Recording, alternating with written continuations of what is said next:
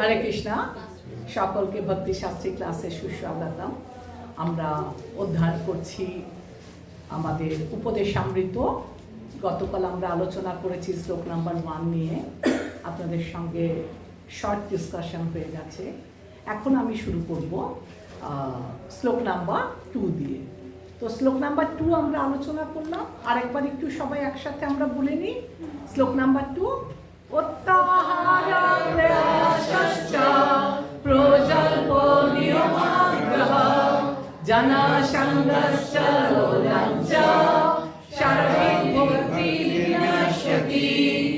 অনুবাদ: প্রয়োজনের অতিরিক্ত আহার গ্রহণ বা প্রয়োজনাধিক অর্থ সঞ্চয়, পার্থিব সম্পদ লাভের জন্য অত্যধিক প্রচেষ্টা, কৃষ্ণবিহীন অনাবশ্যক গ্রাম্য কথন, পারমার্থিক জীবনে উন্নতি লাভের জন্য প্রয়াস না করে শুধুমাত্র শাস্ত্রের নিয়ম নীতিগুলোই অনুসরণ করার জন্যই তাদের অনুশীলন করার প্রচেষ্টা বা শাস্ত্রের নির্দেশ অমান্যপূর্বক ব্যক্তিগত ইচ্ছা, ব্যক্তিগত খেয়াল বা ইচ্ছা অনুসারে কার্য সম্পাদন করার প্রচেষ্টা, কৃষ্ণ ভাবনা বিমুখ জড় বিষয়ী লোকের সঙ্গ করা এবং পার্থিব বিষয় লাভ করার বাসনায় ব্যাকুল হওয়া। কোনো ব্যক্তি যখন উপরোক্ত 6টি দোষের দ্বারা আবদ্ধ হয়ে পড়ে, তখন তার পারমার্থিক জীবন বিনাশপ্রাপ্ত হয়। আমরা এই শ্লোকটা পড়ার আগে আমরা একটুখানি দেখি, আপনারা দেখতে পাচ্ছেন তো পাওয়ারপয়েন্টটা? দেখুন, কায় মনোবাক্যে আমরা ভগবানের সেবা করি। ওকে, রেকর্ডিং খালি হচ্ছে, তাই তো? ওকে, ফাইন। কায় মনোবাক্যে কৃষ্ণ সেবায় আমরা কখন করতে পারি? যখন আমরা কৃষ্ণ সেবা করি আত্মসংযম, আমরা যখন খুব সুন্দর করে নিজেদের ইন্দ্রিয়গুলোকে সংযম করতে পারি, যেটাকে আমরা কি বলি? গোস্বামী। যিনি গোস্বামী তিনি নিজের ইন্দ্রিয়গুলোকে সংযম। আমরা শ্লোক নাম্বার 11 থেকে দেখেছি 6টা বেগকে যিনি দমন করতে পারেন: বাচা বেগ, মনস্য ক্রোধ বেগ, জিহ্বা বেগ, উদর উপস্থ বেগ। আর এই বেগটাকে যারা 6টা বেগকে যারা কন্ট্রোল করতে পারে, তারা সমগ্র পৃথিবী শাসন করতে পারে। এবার তার মানে তারা প্রকৃতপক্ষে গুরু হওয়ার উপযোগী। এবার আমরা ভক্তি পথে অগ্রসর কি করে হব? প্রথমত আমাদের নিজেদের ইন্দ্রিয়গুলোকে 6টা বেগটাকে দমন করতে হবে। এরপর আমরা যদি ভক্তি পথে অগ্রসর হতে চাই, খুব সুন্দরভাবে রূপ গোস্বামী বলছে ভক্তি পথে অগ্রসর হওয়ার 6টা প্রতিবন্ধক আছে। কি কি প্রতিবন্ধক? দেখুন, তার আগে আমরা একটু জানি যে ভগবানের 3টে শক্তি আপনারা জানেন। কি কি? অন্তরঙ্গা শক্তি, বহিরঙ্গা শক্তি, আর জীবাত্মা যখন অন্তরঙ্গা শক্তির আশ্রয়ে থাকে তখন সে স্বাভাবিক নিত্য স্বরূপে অধিষ্ঠিত থাকে। আর যখন জীবাত্মা বহিরঙ্গা শক্তির অন্তর্গত থাকে তখন সেই জড় জগৎটাকে ভোগ করতে চায়, কারণ সে তখন মায়ার কবলে বশীভূত হয়ে থাকে। আর অন্তরঙ্গা শক্তি আমাদেরকে একটা সরল জীবন, ভক্তিপূর্ণ জীবন দান করে, কিন্তু বহিরঙ্গা শক্তি আমাদের ভগবত ভাবনাময় জীবন বহিরঙ্গা শক্তি হতে অনেক দূরে রাখে, ভগবানের কাছ থেকে আমাদেরকে দূরে সরিয়ে নিয়ে যায়। তো আমরা এখন কি দেখলাম এই শ্লোকটাতে? অত্যাহার। অত্যাহার মানে কি? অতিরিক্ত গ্রহণ বা সংগ্রহ। আর কি দেখুন, এটা পশু সমাজে দেখা যায় না। পশু পাখিরা যতটুকু প্রয়োজন ততটুকুই সে খায়। একটা চালের বস্তা পড়ে থাকলে একটা পাখি যতটুকু দানা দানা করে খেয়ে পেট ভরলো, উড়ে চলে গেল। একটা গরু বাছুর, একটা ছাগল যতটুকু প্রয়োজন অতটুকু খেয়ে চলে গেল।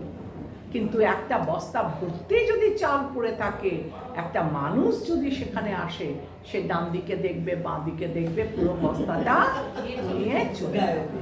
তার মানে কি, তার সে যতটা খেতে পারলো তার থেকে অধিক জিনিস সে ঘরে নিয়ে চলে গেল। কেন না সঞ্চয় করে। তো ভগবান বলছে এই সব কিছু আপনারা ঈশা উপনিষদে পড়বেন, ঈশাবাস্য ইদং সর্বং যৎ কিঞ্চিৎ চলতং। আমাদের সব কিছু ভগবান দিচ্ছে এবং সকলের জন্য দিচ্ছে, কিন্তু আমরা মুষ্টিমেয় কিছু ব্যক্তি সেটাকে সঞ্চয় করে এই দেশে অর্থাভাব, এই দেশে খাদ্যের অভাব, এগুলো আমরাই সৃষ্টি করি। যেমন জীবশ্চ তত্ত্ব জিজ্ঞাসা, অর্থাৎ জীবনের উদ্দেশ্য হচ্ছে কি? আমাদের জীবনের উদ্দেশ্য হচ্ছে পরম তত্ত্বকে জানা, ভগবানকে জানা, আর এই পরম সত্যকে অনুসন্ধান করা। আর যদি আমরা এই তত্ত্ব জিজ্ঞাসার প্রয়াস না করি, তাহলে কৃত্রিম প্রয়োজন মেটাতেই আমাদের অতিরিক্ত প্রয়াস করব। পারমার্থিক শিক্ষার জড় প্রয়াস আমাদের ত্যাগ করা উচিত। অতএব আমরা যদি ভগবানের আমাদের জীবনের লক্ষ্য হচ্ছে কৃষ্ণকে জানা, আর আমাদের তাই জন্য ভক্তির মাধ্যমে ভগবত ধামে ফিরে যাওয়াই হচ্ছে আমাদের লক্ষ্য। কিন্তু আমরা 1 নাম্বারটা কি বলেছি? অত্যাহার।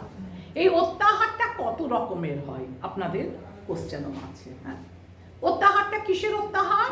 খাদ্যের অত্যাহার। যা প্রয়োজন তার থেকে বেশি আপনি সঞ্চয় করছেন। ঐশ্বর্যের অত্যাহার। আমাদের সকলেরই টাকা পয়সার প্রয়োজন আছে, কিন্তু দেখবেন যার কাছে 1000 টাকা আছে সে ভাবে কতক্ষণে আমার 10,000, যার কাছে 10,000 আছে সে ভাববে কতক্ষণে আমি 10 লক্ষ টাকা সঞ্চয় করব। যার কাছে 10 লক্ষ টাকা আছে সে ভাবে 10 crores, 10 কোটি টাকা আমার কবে হবে, আমি কোটিপতি হব। এটার কোনো স্যাটিসফ্যাকশন নেই। যত আমাদের আছে আমরা আরো আরো আরো চাইব। এটাকে বলা হয় ঐশ্বর্যের অত্যাহার। দুটো বলেছি, একটা নাম কি বলেছি? খাদ্যের অত্যাহার, একটা ঐশ্বর্যের। আপনাদের কোশ্চেন আছে, নোট করতে পারেন। 3 নাম্বার জ্ঞানের অত্যাহার। জ্ঞান আমরা জানবো। দেখুন, আমাদের ভগবদ্গীতা, ভাগবতম, চৈতন্য চরিতামৃত, এই 3টে বই যদি আমরা খুব সুন্দর করে পাঠ করি তাহলে আমরা সব কিছু জেনে যাব। কিন্তু কিউরিওসিটি বশত কেউ যদি অনেক অনেক জড়জাগতিক বই পড়তে শুরু করে, আরো জ্ঞান, যে জ্ঞানের সাথে ভগবানের কোনো সম্পর্ক নেই, অথচ আমি সেগুলো, কেউ দেখেন না কবি সাহিত্যিকেরা বই লিখেই যাচ্ছে, বইগুলো বিক্রি হচ্ছে, অর্থ উপার্জন হচ্ছে, কিন্তু যে পুস্তকের সঙ্গে ভগবানের কোনো সম্পর্ক নেই সেই জ্ঞান লাভ করাও হচ্ছে একটা জ্ঞানের অত্যাহার। 3টে বললাম। 4 নাম্বার উপাধির অত্যাহার। জ্ঞান আমরা নলেজ গেইন করি সবাই। আমাদের ভক্তি পথে কৃষ্ণ ভাবনামৃততে মোটামুটি 3টে গ্রন্থ পড়লেই আমরা মোটামুটি ভগবত তত্ত্ব সম্বন্ধে জানতে পেরে যাই। কি কি? শ্রীমদ্ ভগবদ গীতা, ভাগবতম, চৈতন্য চরিতামৃত।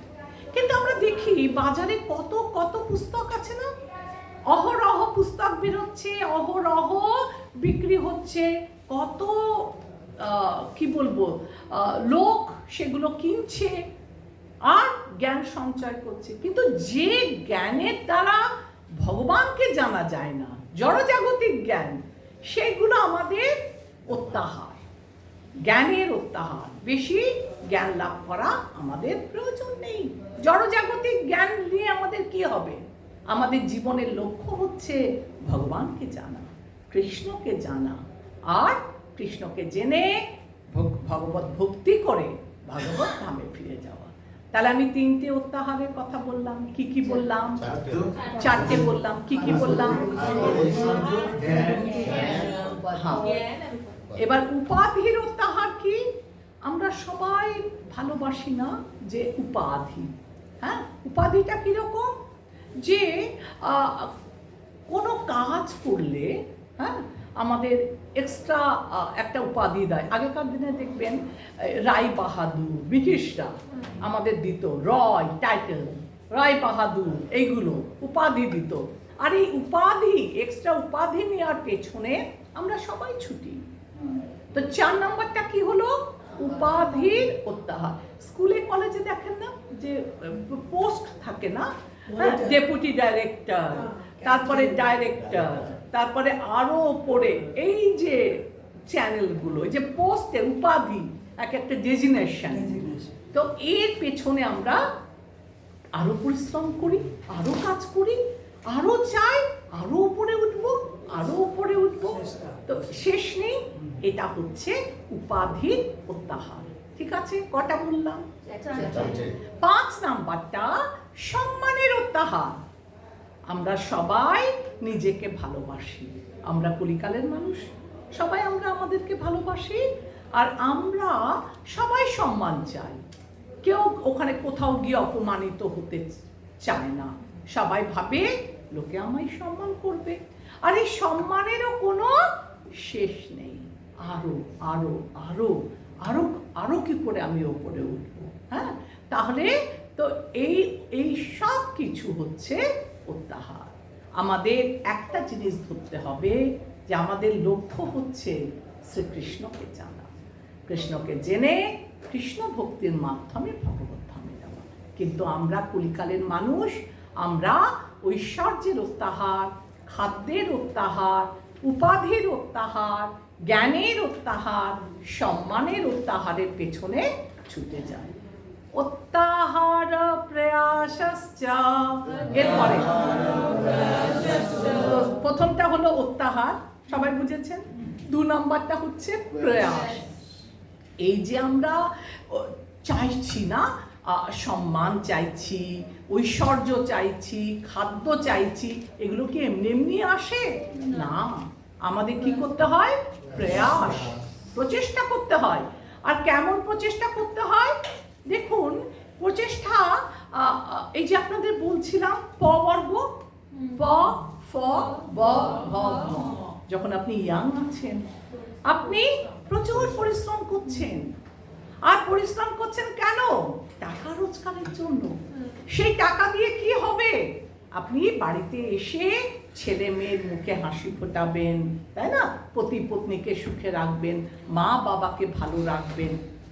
এমনকি আপনার তখন ইয়াং জোশ, আপনি তখন শুধুমাত্র নিজের রোজগার না, ছুটে এলেন, কাজ হয়ে গেল, এরপরে আপনি চাইবেন আরো করবো কাজ, ওভারটাইম করব, আরো পয়সা পাবো। এই ছুটতে ছুটতে ছুটতে আপনি পয়সা রোজগার করে গেছেন শুধুমাত্র আপনার পরিবারের মুখে হাসি ফোটানোর জন্য।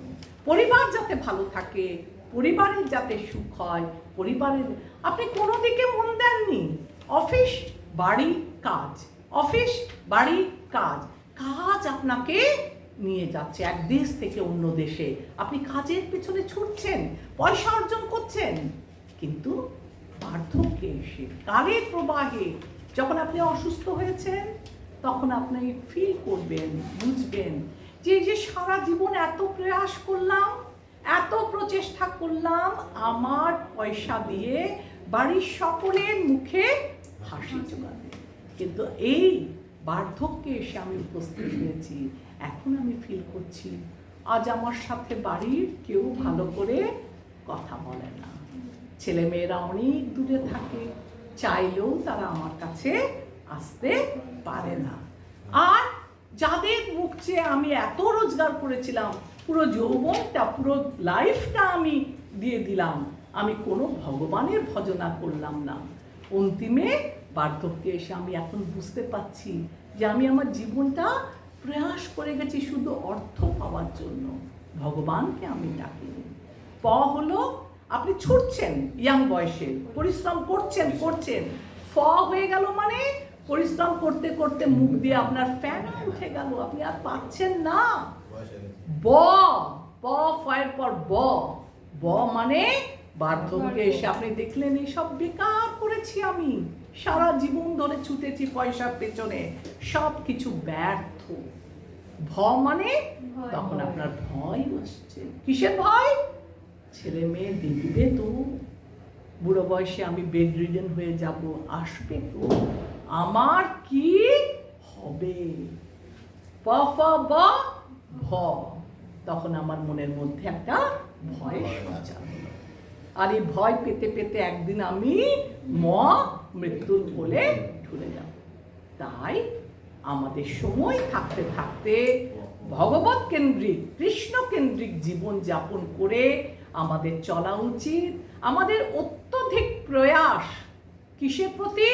এই যে 6টা উত্তাহার বললাম, এই 6টা উত্তাহারের প্রয়াস আমাদের করা উচিত নয়। তারপর কি বলেছিলাম? দেখুন আরেকটা কথা, এই যে প্রয়াস বলছে, আপনি যাচ্ছেন, যেতে যেতে রাস্তায় আপনার একটা অত্যাহার কিরকম, একটা 500 টাকার নোট পড়ে আছে। তো যে প্রথম ব্যক্তি সে দেখলো, নোটটাকে তুলে নিয়ে চলে গেল, হতেই পারে কেউ নিয়ে চলে গেল। এবার দ্বিতীয় ব্যক্তি সে যখন যাচ্ছে 500 টাকার নোট পড়ে আছে দেখেছে, তখন সে বলল না, চুরি করা পাপ, তাই আমি পয়সাটা, লোকের পয়সা কেন নেব, সে চলে গেল, টাচও করলো না টাকা। আর 3 নাম্বার ব্যক্তি আসলো, যখন দেখছে রাস্তার উপর পয়সা পড়ে আছে, তখন সে পয়সাটা তুললো, আর তখন পয়সাটা তুলে যে মালিক তার কাছে খোঁজ খবর করে ছানবিন করে পৌঁছে দিল। তো কে যথার্থ কাজটা করলো? প্রথম জন তো চুরি করলো, খারাপ। দ্বিতীয় জন চুরি করেনি, টাচও করেনি, কিন্তু নোটটার সঠিক প্রয়োগ হলো না। কিন্তু 3 নাম্বার লোকটা নোটটা সঠিক প্রয়োগ করলো। এবার যদি মালিক পাওয়া নাই গেল, ছানবিন করেও কাউকে পেল না, তখন সেই নোটটা কোথায় উপযোগী হবে? কোনো মন্দিরে। কারণ সব কিছু ভগবানের, ভগবান আমাদের দিচ্ছেন, তাই ভগবানের সেবায় এই নোটটা আমরা ব্যবহার করতে পারি। আচ্ছা দেখুন, এই যে ইস্কনে আমরা সকলে আছি না? এবার ইস্কনে বিভিন্ন মানুষের বিভিন্ন দৃষ্টিভঙ্গি থাকে। কিরকম? একটা বাঞ্ছা ভক্তি, ভক্তির চাইছে আমি ভক্তি করব কিছু মানুষ, আর এখানে ভক্তি করার অনেক সুযোগ ইস্কনে, তাই না? আর ভক্তি তখন কল্পতরু, আপনি অনেক সুযোগ ভক্তি করার, কত ডিপার্টমেন্ট আছে, কেউ পূজারি হবে, কেউ ভোগ বানাবে, কেউ কীর্তন করবে, কেউ প্রবচন করবে, কত সুযোগ। আর ইস্কনে এসে কেউ যদি চায় আমি ভোগ করব, টার্গেট হচ্ছে ভক্তি করা, কিন্তু সে ভাবলো ঠিক আছে ভক্তি আছে কিন্তু আমি ভোগ করতে চাই, তাহলে ইস্কনে ভোগেরও অনন্ত সুযোগ। ভোগের স্থান বিভিন্ন জায়গায় খুঁজে নেবে, সে ভক্তি আসছে ইস্কনে, কিন্তু সে ভক্তি করছে না। আর বাঞ্ছার মানে ওর যদি ইচ্ছা হয় আমি ইস্কনে এসে সম্মান চাই, তাহলে প্রবল সম্মান। তুমি সম্মান যদি চাও, সম্মানের অনেক ব্যবস্থা আছে, তুমি তোমার নিজেকে সেভাবে তৈরি করো, তখন তুমি এর দ্বারাই সম্মানিত হবে। আর কেউ যদি চায় আমি ইস্কনে এসে আমার পাওয়ার, আমার ক্ষমতাটা আমি ব্যক্ত করব, সেটা কিভাবে করবে? দেখুন ইস্কনে অনেক ডিপার্টমেন্ট আছে যেখানে আপনি নিজের যোগ্যতার পরিচয় দেবেন, অকল্পনীয় ক্ষমতা, এই ক্ষমতা স্থান আছে, সেখানে আপনি আপনার ক্যাপাসিটি অনুসারে আপনার ক্ষমতার ব্যবহার করতে পারেন, ভগবান কেন্দ্রিক, ভক্ত কেন্দ্রিক ক্ষমতাকে আপনি নিয়ে আসতে পারেন। আর এখানে কেউ যদি চায় আমি লোকের দোষ দর্শন করব, তাহলে অনন্ত দোষের দৃষ্টান্ত এখানে আছে। আপনি আসছেন ইস্কনে ভক্তি করতে, আপনার টার্গেট কি হলো? আমার ওই যে মাতাজিটা আসছে, ও আজকে তিলকটা কেমন ব্যাকা করেছে, ও মা ও আজকে মাথায় পারলো তো নিল না। ওর কাজ ভক্তি করা, ইন্ডিভিজুয়ালি ভক্তি, কিন্তু ও লোকের দোষ দর্শন করছে। তো দোষ দর্শন করারও জায়গা হচ্ছে এই ইস্কন যদি দেখেন। আর লাস্ট হচ্ছে প্রজল্প। প্রজল্পের অনন্ত সুযোগ। আপনি ইস্কনে আসছেন, অপর মাতাজির সঙ্গে, অপর প্রভুজির সঙ্গে আপনি প্রজল্প করবেন, গ্রাম্য কথা করলেন, এখানে কি হলো, ওখানে কি হলো, জানিস ওই প্রভুজি আজকে ওখানে গিয়েছিল, কি বলবো তোকে। লোকের দোষ দর্শন মানে সে নিজের দোষটা দেখে না, অপরের দোষ দেখে। 5 ধরনের মানুষ আছে, ঠিক আছে। প্রথম ধরনের মানুষেরা কি বলবো, দেখুন, খালি লোকের দোষ দর্শন করে সবার। দ্বিতীয় ধরনের মানুষ আছে যারা কারুর দোষও দেখে, গুণও দেখে, কিন্তু বলে দোষটা, ঠিক আছে। প্রথম ধরনের মানুষ কি দেখলো, লোকে খালি বলছে, লোকের দোষ ধরে বেড়াচ্ছে, এর এটা কমতি, ওর ওটা কমতি, ওর ওটা ঘাটতি, সবাইকে বললো। দ্বিতীয় ধরনের মানুষ দেখছে দোষ গুণ দুটো, কিন্তু বলছে দোষটা। তৃতীয় ধরনের ব্যক্তি, তারা দোষ গুণ দুটোই দেখছে, কিন্তু তার গুণের কথাটা বলছে, দোষটাকে চাপা দিয়ে। চতুর্থ ধরনের ব্যক্তি আছে যারা দোষ গুণ সমানভাবে দেখে, তার দোষ হলেও বলে, গুণ হলেও বলে। আর যারা সর্বশ্রেষ্ঠ পঞ্চম ধরনের ব্যক্তি, তারা মানুষের মধ্যে কোনো দোষ কিংবা গুণ বিচার করে না, ভাবে আমি কে। সবার মধ্যে কি দেখে, অন্তর্যামী ভগবান পরমাত্মা রূপে বিরাজ করছে, কোনো দোষ কিংবা কোনো গুণ কারোর মধ্যে দর্শন করে না। 4 নম্বরটা একবার বলুন। প্রথমটা শুধু দোষ, সেকেন্ডটা দোষ গুণের মধ্যে খালি দোষ দেখলো, তৃতীয়টা দোষ গুণের মধ্যে সে শুধু গুণটা তোমাকে বলবে, তোমার দোষটাকে বলবে না। 1 2 3 4 নাম্বার ইকুয়ালি দোষও বলবে, গুণও বলবে। 5 নাম্বার শুধু গুণ বলবে, দোষটা তোমাকে বলবে না। না না, 5 নাম্বার হচ্ছে শুদ্ধ সত্ত্বে, সে দোষ গুণ কিচ্ছু দেখবে না, প্রত্যেকের হৃদয়ের ভেতর পরমাত্মাকে দেখবে, আর কারোর ভেতর দোষ গুণ দর্শন করবে না। তাহলে আমাদের শ্লোকটা কি ছিল, অত্যাহার প্রয়াসশ্চ প্রজল্প নিয়মাগ্রহ। প্রজল্পতে আমি আসছি। প্রজল্প মানে হচ্ছে গ্রাম্য কথা। গ্রাম্য কথাটা কিরকম, আমরা কৃষ্ণ কথা ছাড়া আর যা যা গল্প করি। কারোর সঙ্গে দেখা হলে কিরে কিরে তো রান্না কদ্দূর, বলি না, ছেলের বিয়ে হলো, মেয়ের বিয়ে হলো, আজকে কি কি রান্না করেছিলে বাড়িতে, বলি না। তো এইগুলো হচ্ছে প্রজল্প, কৃষ্ণ কেন্দ্রিক। আজকে কৃষ্ণ প্রসাদে কি কি ভোগ চড়িয়েছিলে, এটা কিন্তু এসে গেল আমাদের ভক্তি কথা। কিন্তু আমরা যদি কৃষ্ণ কথা ছাড়া যা আলোচনা করব, সেগুলো কার মধ্যে পড়ে যাবে, প্রজল্প। আমি আরেকটু বিস্তারিত পরে আসছি। এবার অত্যাহার প্রয়াসশ্চ প্রজল্প নিয়মাগ্রহ।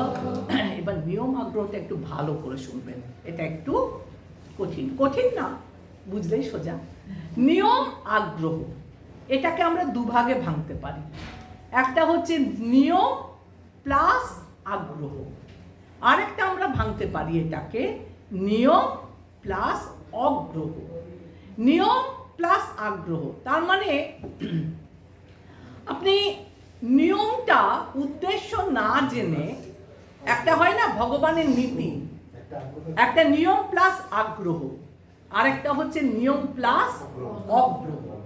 এই দুটো জিনিসই খারাপ। নিয়ম প্লাস আগ্রহ কেমন না, ভগবানের একটা নীতি থাকে, হ্যাঁ, যে নীতিটা কিরকম, আমাদের উদ্দেশ্য হচ্ছে কৃষ্ণ প্রেম লাভ করা, আর ওই নীতিটাকে কেন্দ্র করে আমরা অনেক নিয়ম কানুন পালন করি। কিন্তু উদ্দেশ্য না জেনে কেবল যদি আমরা নিয়ম নীতিগুলো পালন করি, সেটাকে বলা হয় নিয়ম আগ্রহ। আর নিয়ম আগ্রহ আর নিয়ম অগ্রহ। নিয়ম আগ্রহটা কি, অনেক সময় আমি এরপরে এক্সাম্পলে আসবো, জাগতিক এখন লিখে নাও।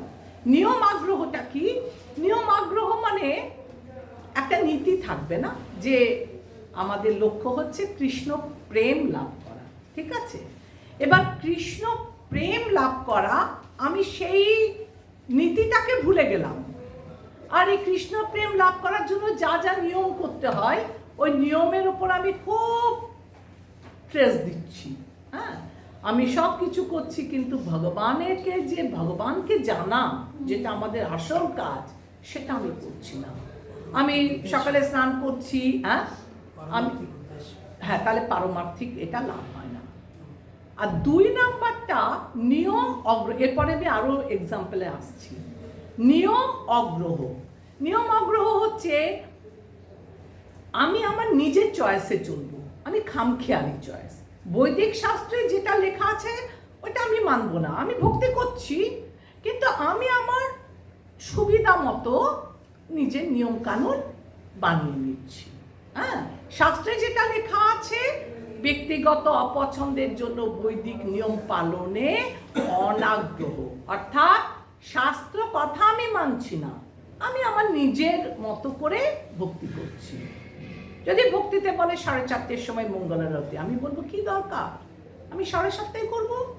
গৃহস্থরা দেরি করে করলেও হয়, বলে দিয়েছে প্রভুজি। হ্যাঁ, তো আমি যদি নিজের নিয়ম মতো করি না, আমি 8টায় মঙ্গলারতি করলাম, 9টায় মঙ্গলারতি করলাম, এগুলো হচ্ছে নিয়ম অগ্রহ। নিয়ম আছে, কিন্তু আমি ওগুলো মানছি না, আমি নিজের মন গড়া নিয়ম সৃষ্টি করছি। তো এই দুটোই হচ্ছে, দেখো, নীতি। ঠিক আছে, আমাদের নীতিটাকে নিতে হবে যে কি বলতে চাইছে, আর ওর সঙ্গে কি কি নিয়ম আছে। দেখো, আমি তোমাদের একটা এক্সাম্পল দিচ্ছি। জাগতিক, আমাদেরকে গাড়ি নিয়ে আমরা নর্থে যাচ্ছি, বাই কার নর্থে যাচ্ছি। আমাদের নীতি কি? নীতি হচ্ছে আমাকে নর্থে ডাইরেকশনে আমাকে গাড়ি চালাতে হবে। এবার নিয়ম আগ্রহটা কোথায়?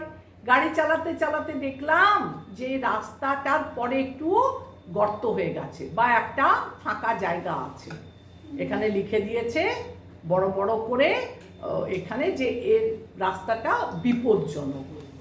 তাহলে আমাদের কি করতে হবে? আমরা যদি আমাদের নীতি হচ্ছে উত্তরে যাওয়া, কিন্তু পথে আমি বাধা পেলাম, তাহলে আমরা কি করব? গাড়িটাকে ঘুরিয়ে নেব।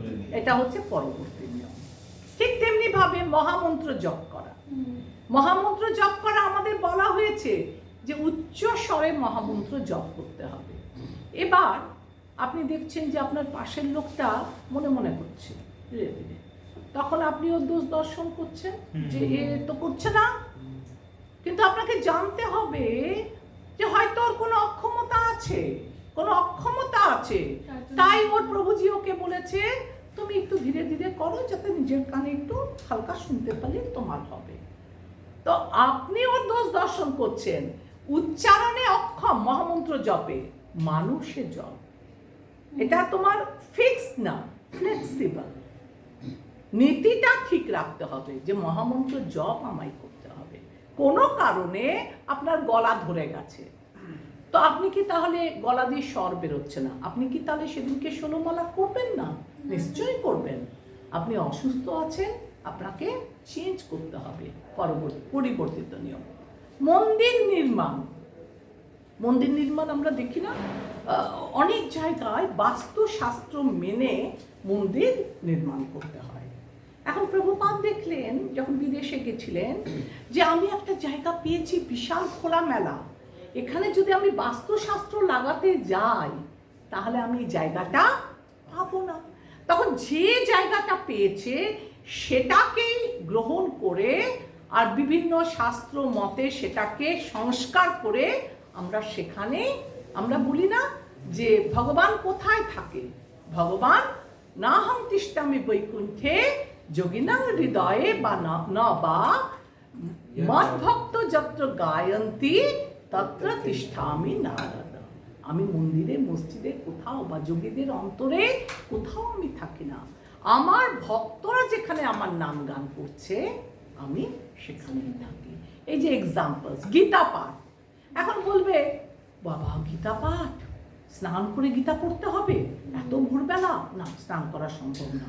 আরে বাবা, তোর উদ্দেশ্য হচ্ছে গীতা পাঠ। এখন যদি কেউ স্নান না করেই করে, হ্যাঁ, তো লেট হিম নো, স্নান না করেই করুক, কিন্তু স্নান বিনায় পাঠ করুক, কিন্তু পড়ুন, জানুন। এটা ছিল প্রভুপাদের। স্ত্রীর ভক্তি জীবন। স্ত্রীর ভক্তি জীবন কিরকম? এরকম শাস্ত্রে বলে না যে হাজব্যান্ডের পারমিশন নিয়ে ভক্তি পথে এগোতে হয়। তো স্ত্রী বলছে, আরে আমার হাজব্যান্ড তো ভক্তি করেই না, ওর পারমিশন কি নেবো আমি? ও তো নিজে ভক্তি করে না, ও তো নিজে 4 মালা 16 মালা জপও করে না, আমিষ খায়, তাহলে ওর পারমিশন কি করে নেব?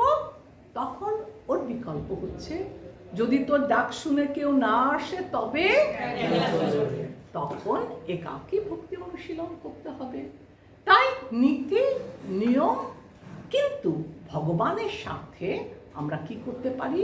সেটাকে চেঞ্জ করতে পারি। হ্যাঁ, তো অত্যাহার প্রয়াসশ্চ প্রজল্প নিয়মাগ্রহ।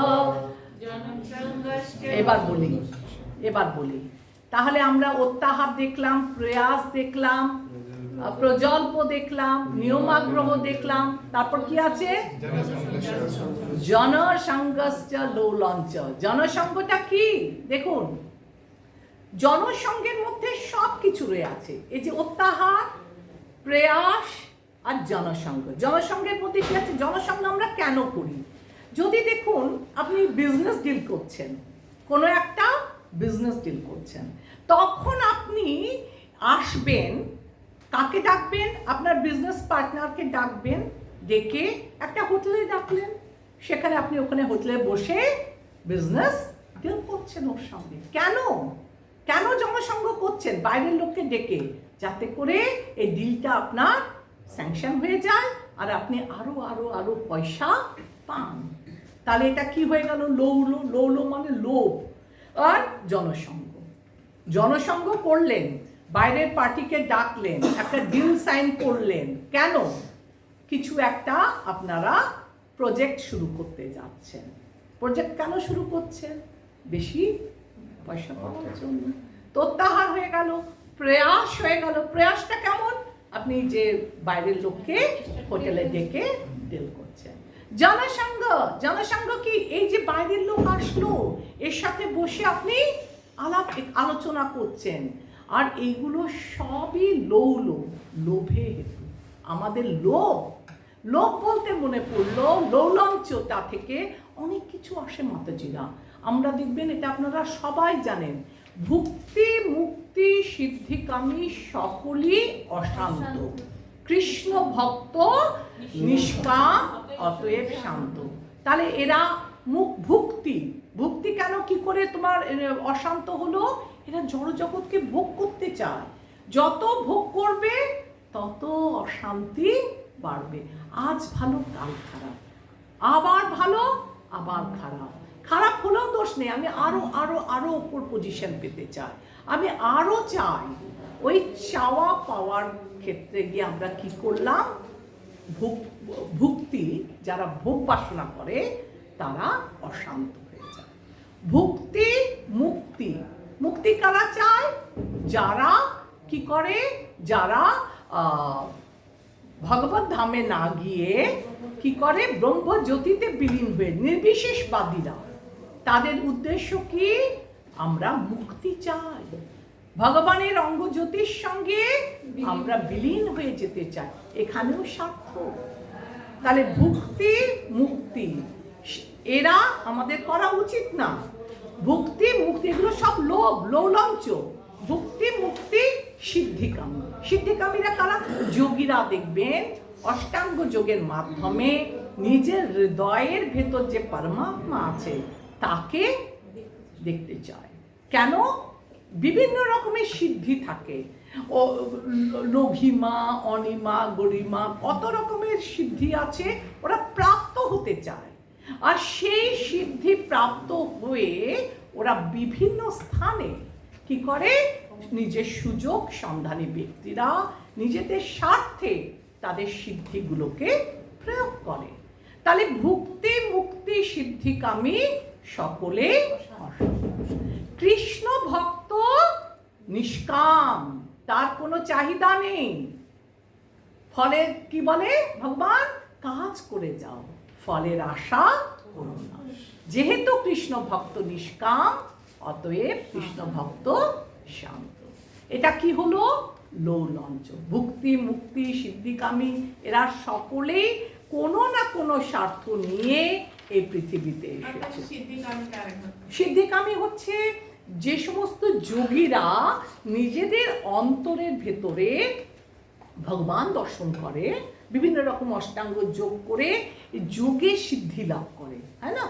কেউ অনেক ছোট হয়ে যায়, কেউ এত হালকা হয়ে যায় জলের উপর ভাসতে পারে, কেউ অনেক দূরের ফল পেড়ে আনতে পারে যখন সিদ্ধিপ্রাপ্ত হয়।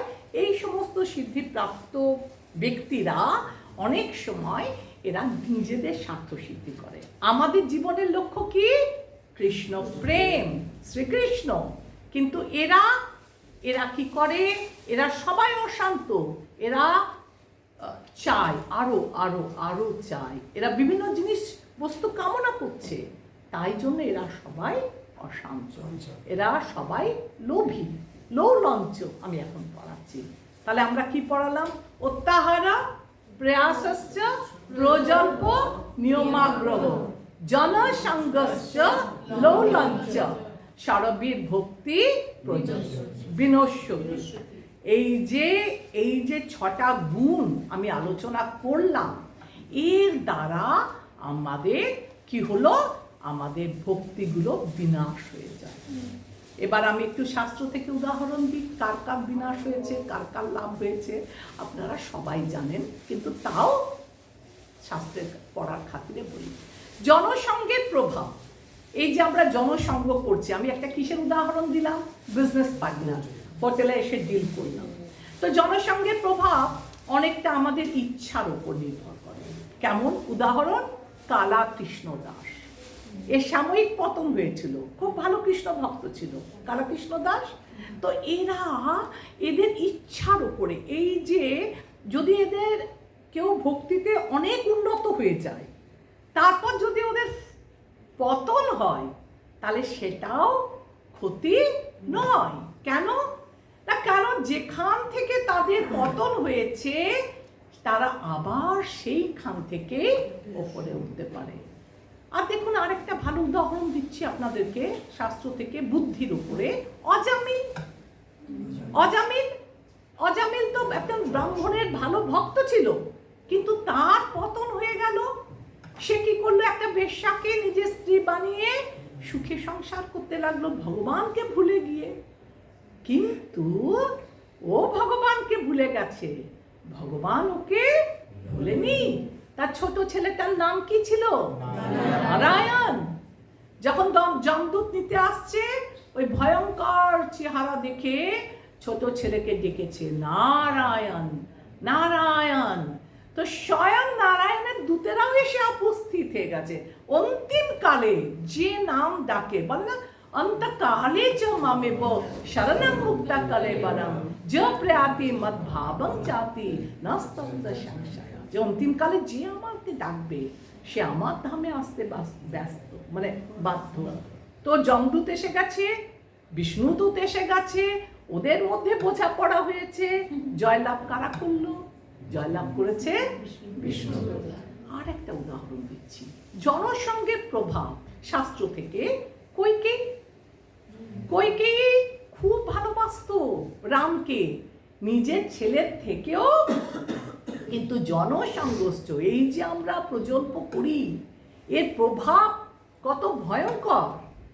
কইকেয়ী এত ভালো মাতা, মন্থরার সংস্পর্শে এসে তার ভালো মনটা কি হয়ে গেল? বিষিয়ে গেল, তাই না? তো আমাদের কেমন করতে হবে? জনসংগের প্রভাবে আমরা প্রতিদিন আমরা ভক্ত সঙ্গ করলে ভক্তির পথে এগিয়ে যাব। আর আমরা যদি অভক্তের সঙ্গ করি, তাহলে আমরা ভক্তি পথ থেকে পিছিয়ে যাব। সকলে বুঝতে পেরেছেন? ঠিক আছে, আমি এগোই তাহলে। দেখুন, আর একটা উদাহরণ দিচ্ছি। আপনারা সবাই ভক্তিপথে এগোতে চান, তাই তো? আমরা সবাই চাই, কেউ না। এবং একটা পাইলট ভক্তি মুক্তি আচ্ছা, এখানে একটা খুব সুন্দর গল্প আছে, এই গল্পটা একটু বলে দিই আপনাদেরকে। গীতা সংসার একটা একটা ব্যক্তি আসলো গুরুর কাছে যে গুরুদেব আমি ভক্তি করতে চাই, আমি ঘরদোর ছেড়ে চলে এসেছি, ইয়াং ছেলে, আমি বনে এসে আমি ভক্তি করতে চাই। বলে ঠিক আছে, খুব ভালো, ভক্তি করতে চাইছো তো তোমাকে একটা কাজ করতে হবে, এই নাও গীতা, আর এই গীতাটা তুমি কি করো, পাঠ করো। তারপর অনেক বছর পর গুরুদেব এসছে জঙ্গলে, আবার কোনো কারণে এসে দেখে তার বিশাল সংসার হয়ে গেছে, তার স্ত্রী পুত্র কন্যা নিয়ে ভরা সংসারে তার শিষ্য জঙ্গলে বসবাস করছে। বলছে এ কি কথা, তোমার তো গীতার সংসার হওয়ার কথা ছিল। বললাম গুরুদেব এটা গীতারই সংসার, এই গীতা পড়তে দিয়ে গিয়েছিলেন, আর যখন রাত্রেবেলা এই গীতাটাকে ইঁদুর কামড়াতে শুরু করলো আর আমার গীতাটাকে ছিঁড়তে লাগলো, তখন আমি একটা বিড়াল পুষলাম, আর এই বিড়ালটাকে খাওয়াবো কি, তার জন্য একটা আমি গরু কিনলাম যে দুধ খাওয়াবো বা বড় করব। আর এই গরুটাকে কে দেখভাল করবে, এই দেখভাল করার জন্য আমি একটা বিয়ে করলাম। তারপরে আমি কি হলো, সংসার হলো, আর এই আপনার এই গীতাকে বাঁচাবার জন্য আজ আমার পুত্র কন্যা সকলকে নিয়ে আমি এই গীতার সংসার করছি। দেখুন আমাদেরকে ভক্তিপথে এগোতে হবে কিভাবে, একটা সচেতন পাইলটের মতো। পাইলট কি করে, পাইলট তো আকাশে উড়ে গিয়ে এটা নিয়ে, পাইলট তো ঘুমিয়ে থাকে না, ওকে অ্যালার্ট থাকতে হয় প্রতি মুহূর্তে, যে আমি সোজা স্টিয়ারিং ধরে থাকবো না, কখনো ওপরে উঠছে, কখনো ফ্লাইটটা নিচে নামছে, কখনো এখানে অবস্ট্যাকল পাখি আসছে, কখনো ও অল দ্য টাইম ও অ্যালার্ট থাকে পাইলটটা। কেমন অ্যালার্ট, যে কখনো ওকে ওপরে যাচ্ছে, আবার কখনো নিচে নেমে চলে আসছে, আবার ওপরে উঠছে। ঠিক তেমনিভাবে আমরা কলিকালের জীব, মায়া আমাদের সবসময় ডাকবে, এসো এসো, হাতছানি দেবে। আমরা ভক্তি করছি, করতে করতে হঠাৎ করে মায়াকে আমরা অ্যাকসেপ্ট করে নিলাম। অনেক কিছু হলো, ঠিক আছে আজকে একটা মিষ্টি খেয়েই নি না, দোকান দিয়ে যাচ্ছি পাশ থেকে খেয়ে নি, একটা কিচ্ছু হবে না, বাইরের খাবার খেয়ে নিলাম, তাই না? তখন এই যে মায়ার কবলে পড়ে গেলাম, আমরা পড়বো, একবার নয় দুবার নয়, বারবার পড়বো। কার মতো, পাইলটের মতো, কিন্তু লক্ষ্যে পুনঃপ্রতিষ্ঠাতা, সচেতন চালক। আমরা ভক্তিপথে এগোচ্ছি, মায়ার কবলে পড়ছি, আমাদের লক্ষ্য ভ্রষ্ট হচ্ছি, আমরা ধপাস করে পড়লাম। হয় না, আমরা কত নিয়ম ভাঙি না প্রতিনিয়ত, কিন্তু আমাদের টার্গেট কি, পড়ে যাই, আবার আমাকে উঠতে হবে, আবার লক্ষ্যে পুনঃপ্রতিষ্ঠা, আবার উঠে। আমরা দেখেন না, অনেক সময় স্পোর্টস হয়, ছোট ছোট বাচ্চারা দৌড়ায়, কেউ পড়ে যায়, আবার উঠে ভাবে যে না, মাথায় ম্যাডাম বলেছে লাস্টে ওই রেড রিবনটাকে ধরতে, পড়ে গেছি, আবার উঠে গিয়ে রেড রিবনটা ধরলো, সবাইকে একটা করে কনসেশন প্রাইজ দিল, তো কনসোলেশন প্রাইজ। তো কি হয়েছে, আমরাও ভক্তিপথে এগোবো, এগোতে এগোতে আমরা বারবার মায়ার দ্বারা আক্রান্ত হব, পড়ে যাব, কিন্তু আমাদের হাল ছেড়ে দিলে চলবে না, আবার আমাদেরকে উঠে আবার লক্ষ্যে পুনঃপ্রতিষ্ঠিত হতে হবে। হরে কৃষ্ণা কৃষ্ণ কৃষ্ণ হরে হরে, হরে রাম রাম রাম হরে হরে। তো দ্বিতীয় শ্লোকটা আমার শেষ হলো, এবার আজকে আমি তৃতীয় শ্লোক শুরু করছি। আপনাদের দ্বিতীয় শ্লোকটা বুঝতে কোনো অসুবিধা হলো, জাগতিক এক্সাম্পল কিছু দিয়ে আমি বোঝাবার চেষ্টা করলাম। অত্যাহার প্রয়াসশ্চ প্রজল্প নিয়মাগ্রহ জনসংঘর্ষ লোলশ্চ ষড়বিভক্তি বিনশ্যতি। আমাদের ধীরে ধীরে ভক্তিপথে এগোতে হবে, আর এগোতে গেলে আমাদের কোন কোন জিনিসগুলো আমাদের নিচে ফেলে দেবে। আমরা সবাই ভক্তিপথে ছুটছি, কোন মায়া কার কার দ্বারা এসে আমাদের হাতছানি দিয়ে নিচে ফেলে দেবে, আবার আমাদের উঠে ছুটতে হবে। তাহলে এই 6টা সবাই মুখস্থ করবেন। রূপ গোস্বামী এখানে বিনশ্যতি ওয়ার্ড কেন ইউজ করেছেন? ভক্তির বিনশ্যতি মানে বিনাশ হওয়া, মানে খারাপ হয়ে যাবে। আপনি ভক্তিপথে এগোচ্ছেন, এগোতে এগোতে আপনার বন্ধু আসলো, এসে বলল এই শোন আজকে খুব পাড়ায় একটা ভালো সিনেমা এসছে এতে আইনক্সে, চল দেখতে যাই। আপনি কি করলেন? এমনভাবে মায়া রূপ বন্ধু আপনাকে বোঝালো যে আপনি ওর বোঝাতে কনভিন্স হয়ে গেলেন, আর আপনি এই হরে কৃষ্ণা ছেড়ে, এই মন্দির ছেড়ে, আপনার ক্লাস ছিল আজকে, আপনি বলেন থাক আজকে ক্লাসে যাব না, চল আজকে তোর সাথে সিনেমাটা দেখেই নি। তাহলে কি হলো? আপনার ভক্তিটা বিনাশ হয়ে गया, राश हो गया। राश माने डिक्रीज, कम हो गया, है ना? आपको क्लास में आने से फायदा होता, तो आप सोचा नहीं इतना बार जोर कर रहे हैं जबरदस्ती, वो तो माया आ गया ना, फ्रेंड ग्रुप माया, माया तो चारों तरफ है, तो वो फ्रेंड का रूप में आकर के आपको खींच के वहाँ ले गया, और आपने उसको सरेंडर कर दिए ना, चलो आज क्लास बंक मार देते हैं, वहाँ जाते हैं, बोलते ना, तो তাহলে বিনাশ হয়ে যায়, আপনার ক্ষতি। This are the 6 things. এই 6টা বিষয় আমাদের ভক্তিটাকে অবস্ট্যাকল করে, এগিয়ে নিয়ে যেতে দেয় না। কি কি বললাম? উত্তাহার, প্রয়াসশ্চ, প্রজল্প, নিয়মাগ্রহ, জনসংঘশ্চ, এই যে লোভ, এই ষড়ভীর ভক্তি, এরা আমাদের ভক্তিটাকে। এবার আমরা চলে আসি 3 নাম্বার শ্লোকে। আমি নেট এসেছি বলে হ্যাঁ বলুন দুটো বিষয় তো হ্যাঁ বলুন হয়ে গেছিল, উৎসাহের প্রয়াস। হ্যাঁ উত্তাহারটা তো বুঝতে পারছি। আচ্ছা, উত্তাহারটা খুব সুন্দর বুঝিয়েছিলাম আপনাকে, এদেরকে একটু বলে দিচ্ছি আমি আপনাকে। হ্যাঁ দেখুন, উত্তাহারটা অনেক রকমের উত্তাহার হয়, এদের বলেছি, ওইটা আপনি শোনেননি তখন। উত্তাহারটা কেমন? অতিরিক্ত সঞ্চয় করা, 1 নাম্বার, আপনি হাতে কাউন্ট করবেন। 2 নাম্বার বলেছি অনেকে অনেক বেশি খায়, ওই যে রাস্তায় 1 বস্তা চাল তো আপনি জানেন, মানুষ সবটা নিয়ে চলে গেল, ওইটা হচ্ছে খাদ্যের উত্তাহার। আর একটা ঐশ্বর্যের উত্তাহার, আমি পবর্গ বললাম, আপনি এসেছিলেন তখন।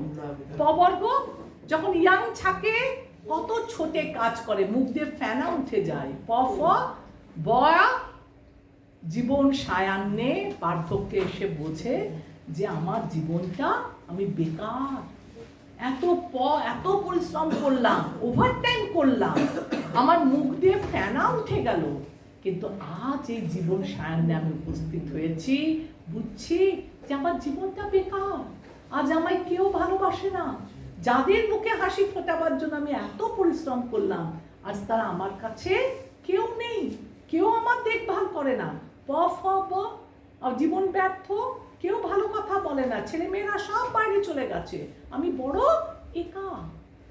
ভ, তখন আমার মনে একটা ভীতি হয়, আর এই ভয় থেকে ছেলে মেয়ে দেখবে তো পরে, কে দেখবে, এই করতে করতে ভয় হতে হতে একদিন আমি ব ফ ব ভ ম মৃত্যুর মুখে পড়লাম।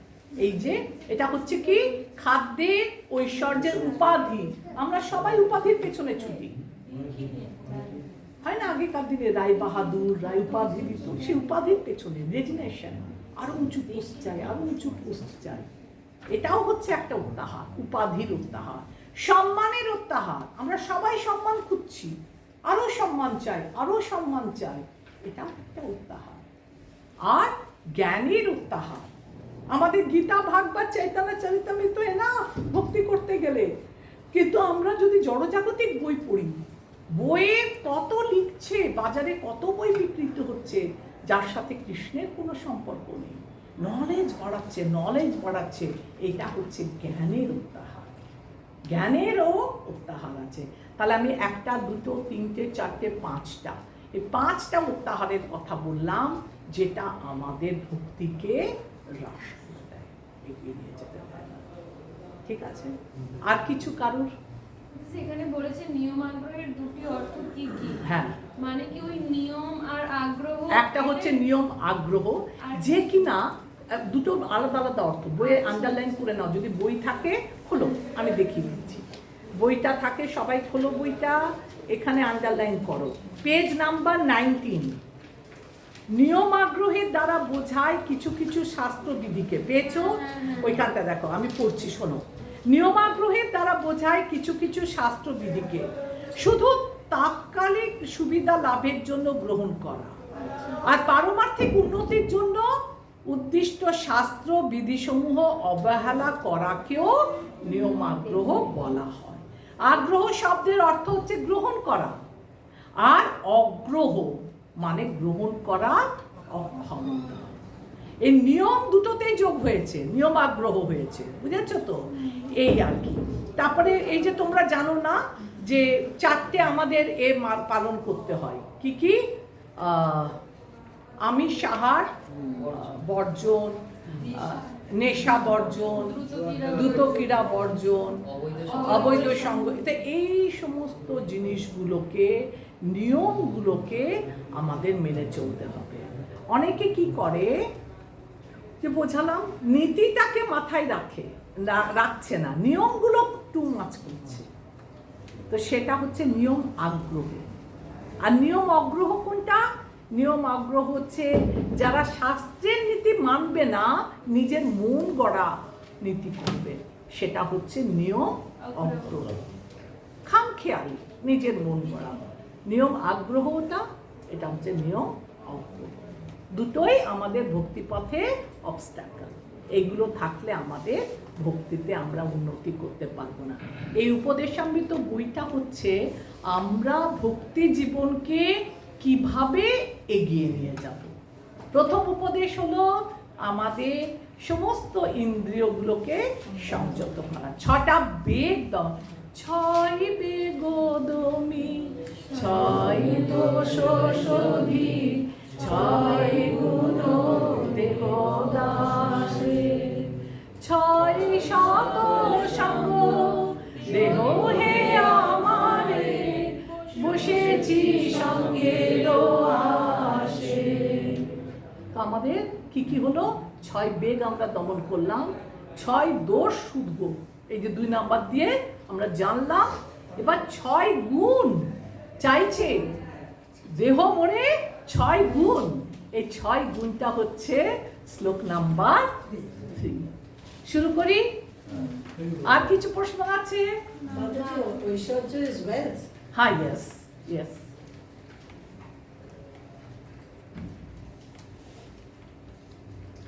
দেখুন, এই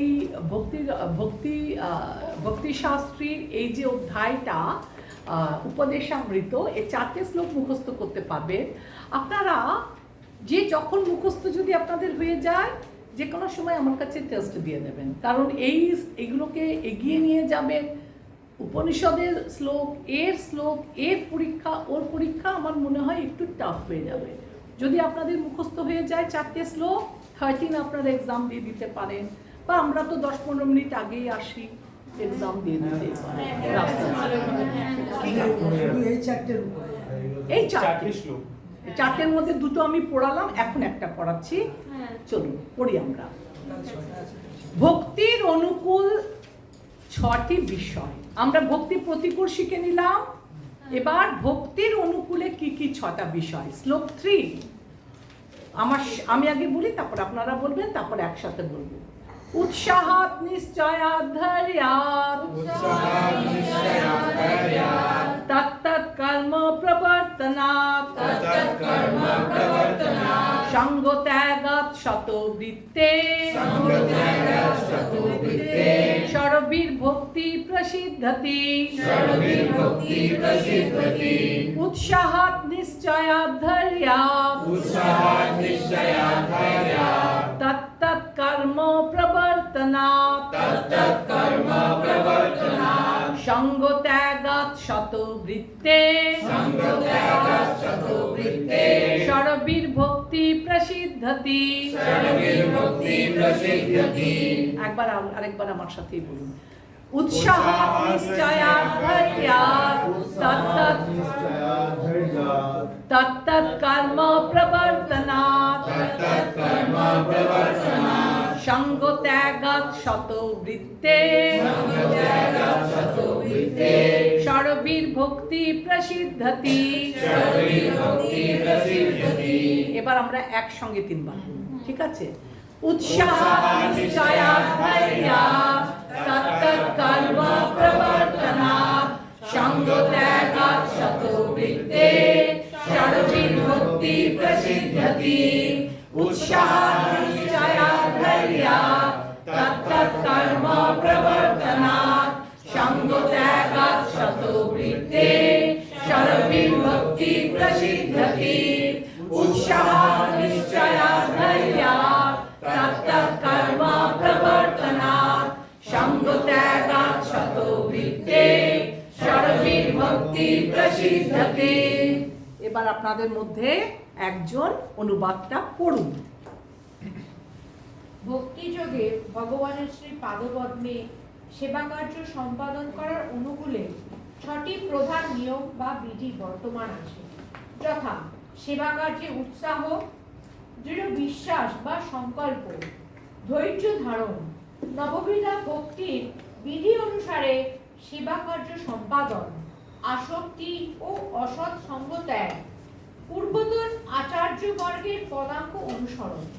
এই 6টি বিধি অনুসারে পারমার্থিক জীবন যাপন করলে ভক্তিযোগে অবশ্যই সিদ্ধিলাভ করা যাবে।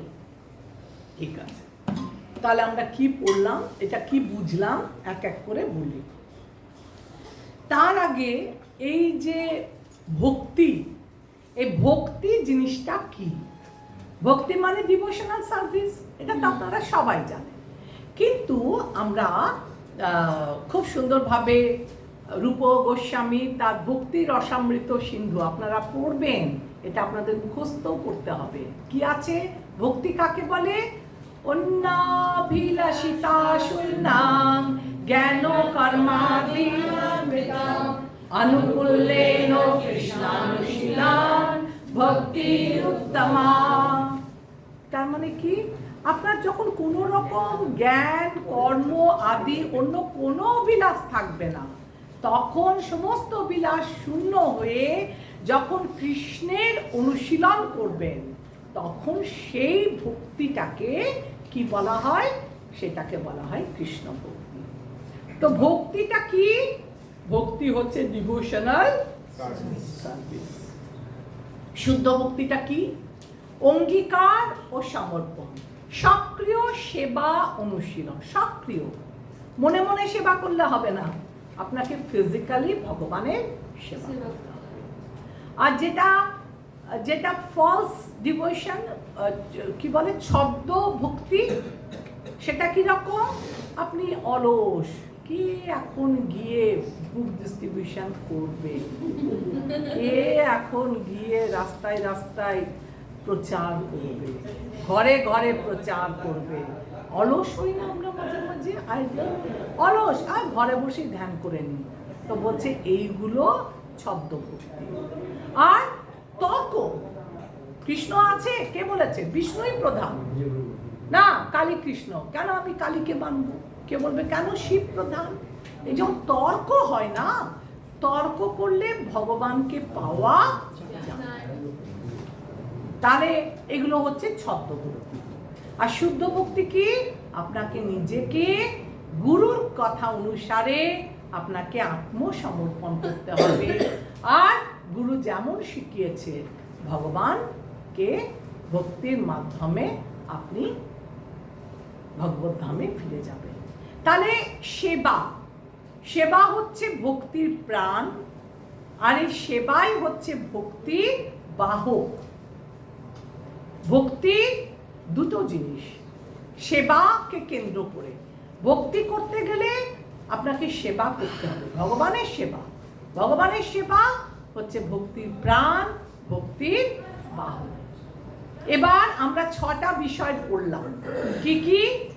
সেবা কার্যে যখন আপনি ভগবানের সেবা করবেন, আপনি ভগবানের ভোগ রান্না করতে গেছেন কিচেনে গিয়ে, ভাবছেন বাবা এতগুলো আইটেম আজকে বলে দিল, দুটো কম করলেই তো হতো, এতক্ষণ বসে থাকতে হবে, তাহলে এটাতে আপনার উৎসাহটা নেই। সেবা কার্যে উৎসাহ নিয়ে আপনাকে যেতে হবে। তাহলে 1 নাম্বারটা কি? উৎসাহ। উৎসাহ নিশ্চয়, নিশ্চয়টা কি? শ্রদ্ধা শব্দে বিশ্বাস, সুদৃঢ় নিশ্চয়। কৃষ্ণ ভক্তি করলে সর্বসিদ্ধি, সর্বকর্ম সিদ্ধি হয়। আর দৃঢ় বিশ্বাস বা সংকল্প, 6টা ভক্তির অনুকূলে এক নাম্বারটা কি বললাম? সেবা কার্য। 2 নাম্বারটা হচ্ছে দৃঢ় বিশ্বাস। 3 নাম্বারটা হচ্ছে উৎসাহাত নিশ্চয়াত ধৈর্যাত। ধৈর্যাত মানে ধৈর্য। 3 নাম্বার হচ্ছে আপনাকে ধৈর্য ধরতে হবে। দেখুন, একটা স্ত্রী বিয়ে করলো কি না করলো, আর সে যদি সঙ্গে সঙ্গে ভাবে পরদিন আমার একটা বেবি হয়ে যাবে, ইজ ইট পসিবল? না, তাকে পুরোপুরি আত্মসমর্পণ করতে হবে হাজবেন্ডের সাথে, তারপর ধৈর্য রাখতে হবে, তাহলে একদিন না একদিন সে মাতৃ লাভ করবে, তাই না? সে একদিন মা হওয়ার সুযোগ পাবে। তেমনি আপনি ভক্তি করতে এসেছেন, আজকে এলেন, কাল বলো প্রভুজি কই তো আমার ভক্তিতে তো আমি কিছু উন্নতি দেখছি না, এই তো 16 মালা জপ করছি, এই করছি, সবই তো করছি, কিন্তু আমার তো ভক্তিতে উন্নতি হচ্ছে না। তাই বলছে ভক্তি করার জন্য আপনাকে অনেক ধৈর্যের প্রয়োজন। বলে না, তৃণাদপি শুনিচেন তরোরপি সহিষ্ণুতা অমানিনা মানদেন কীর্তনী আশা। একটা গাছ যেমন বছরের পর বছর, একটা গাছ যেমন ঋতু পরিবর্তনের সাথে সাথে মাসের পর মাস, শীত গ্রীষ্ম বর্ষা সব কিছুকে সহ্য করছে আর ধৈর্য রাখছে, তেমনি আমাদেরকেও সহিষ্ণু হতে হবে, গাছের মতো ধৈর্য ধারণ করতে হবে। তাহলে আমাদের শ্লোকটা কি ছিল? উৎসাহ হলো নিশ্চয়া ধৈর্য তত্তৎ কর্ম প্রবর্তনা। এই তত্তৎ কর্মটা কি জিনিস? তত্তৎ কর্ম হচ্ছে আমাদেরকে ভক্তি করতে হবে, নববিধা ভক্তিকে অনুসরণ করে আমরা তত্তৎ কর্ম প্রবর্তনা, অর্থাৎ গুরুদেব আমাদের যে বৈধি ভক্তি দিয়েছেন সেটা কি? নববিধা ভক্তি। এই নববিধা ভক্তিটা কি?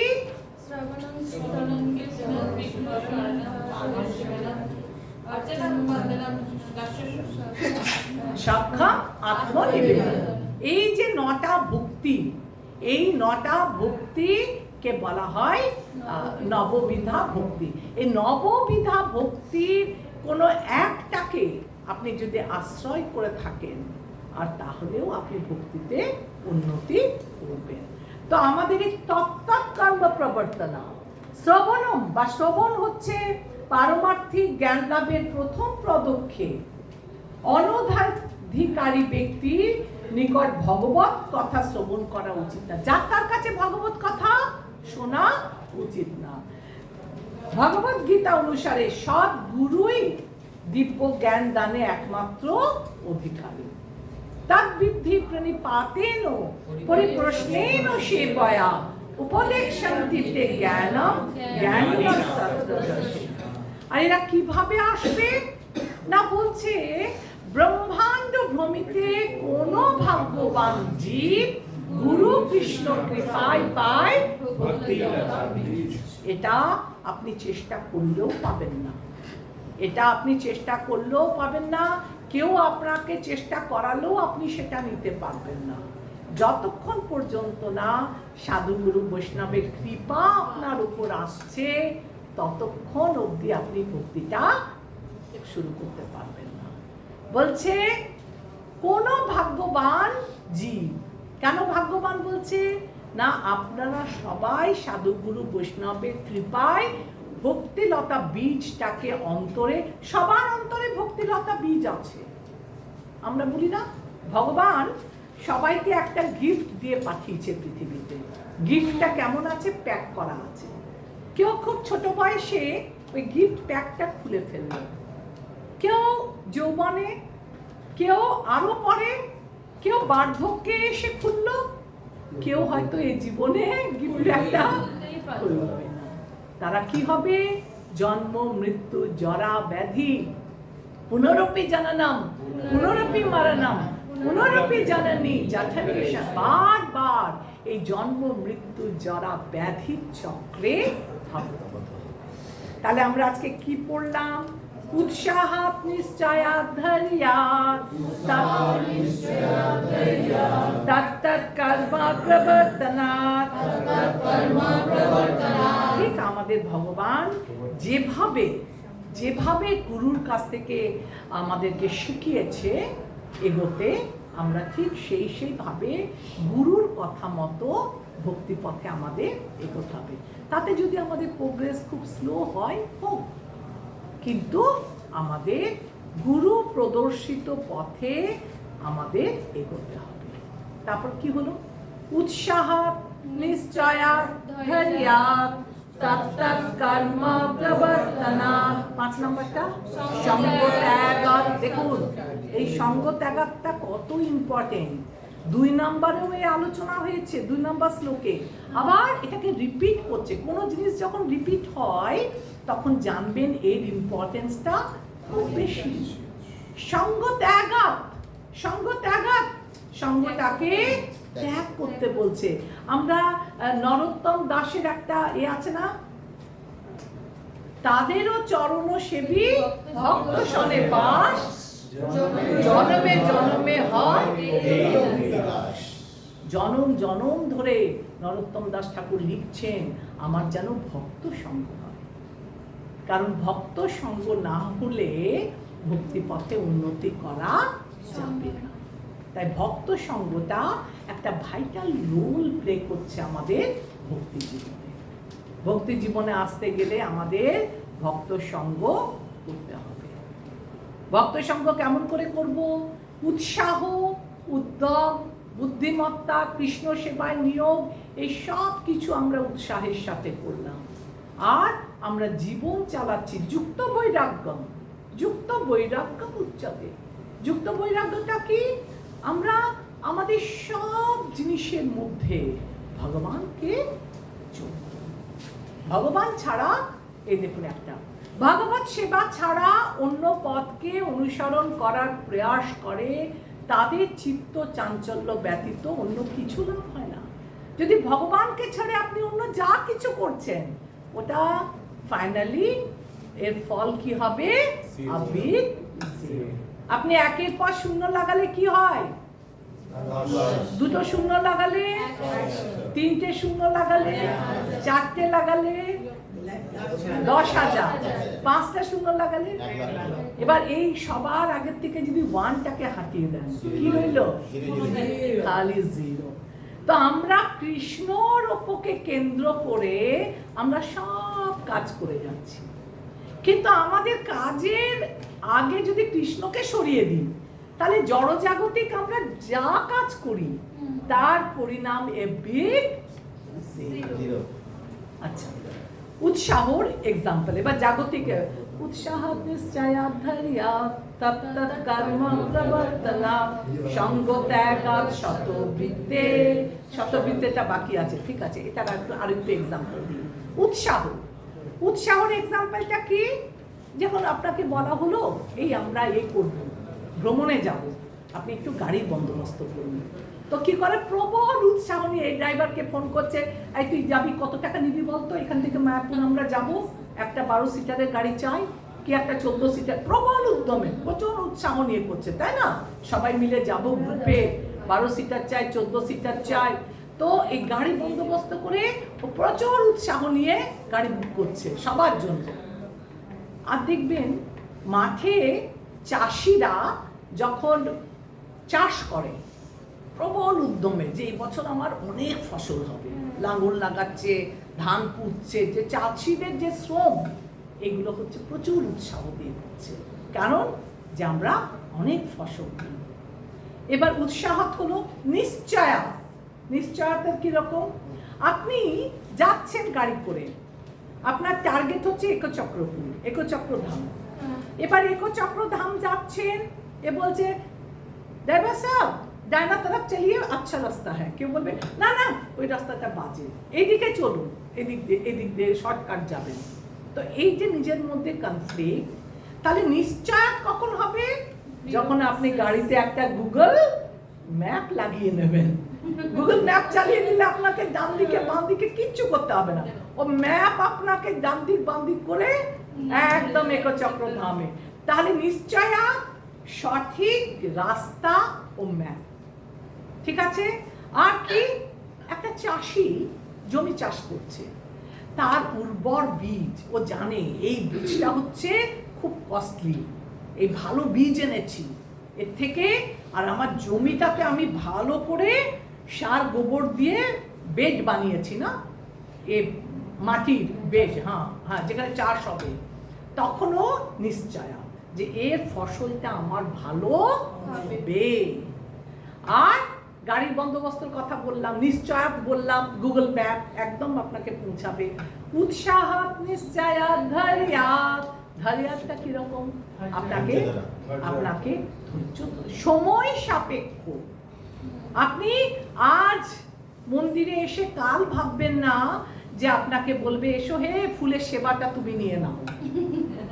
অনেক কাঠখড় পুড়িয়ে ফুলের সেবাটা পাওয়া যায়, তাই না? তো একবারে কেউ আপনাকে ভালোবেসে আসুন আসুন বসুন ফুলের সেবা আপনার জন্য কেউ দেবে না, আপনাকে সময়ের প্রতীক্ষা করতে হবে, তাই না? সেই রকম সুযোগ আসবে, সবার আসবে সুযোগ, সময়ের জন্য আপনাকে ধৈর্য রাখতে হবে। উৎসাহাত নিশ্চয়াত ধৈর্যাত, আরেকটা প্রকৃতির ওপর নির্ভর। আমরা এই যে চাষ করি না, তো চাষে অনেক সময় কি হয়, অনাবৃষ্টি, বৃষ্টি হলো না, কখনো হয় অতিবৃষ্টি, এত বৃষ্টি হয়ে গেল ফসল নষ্ট হয়ে যায়।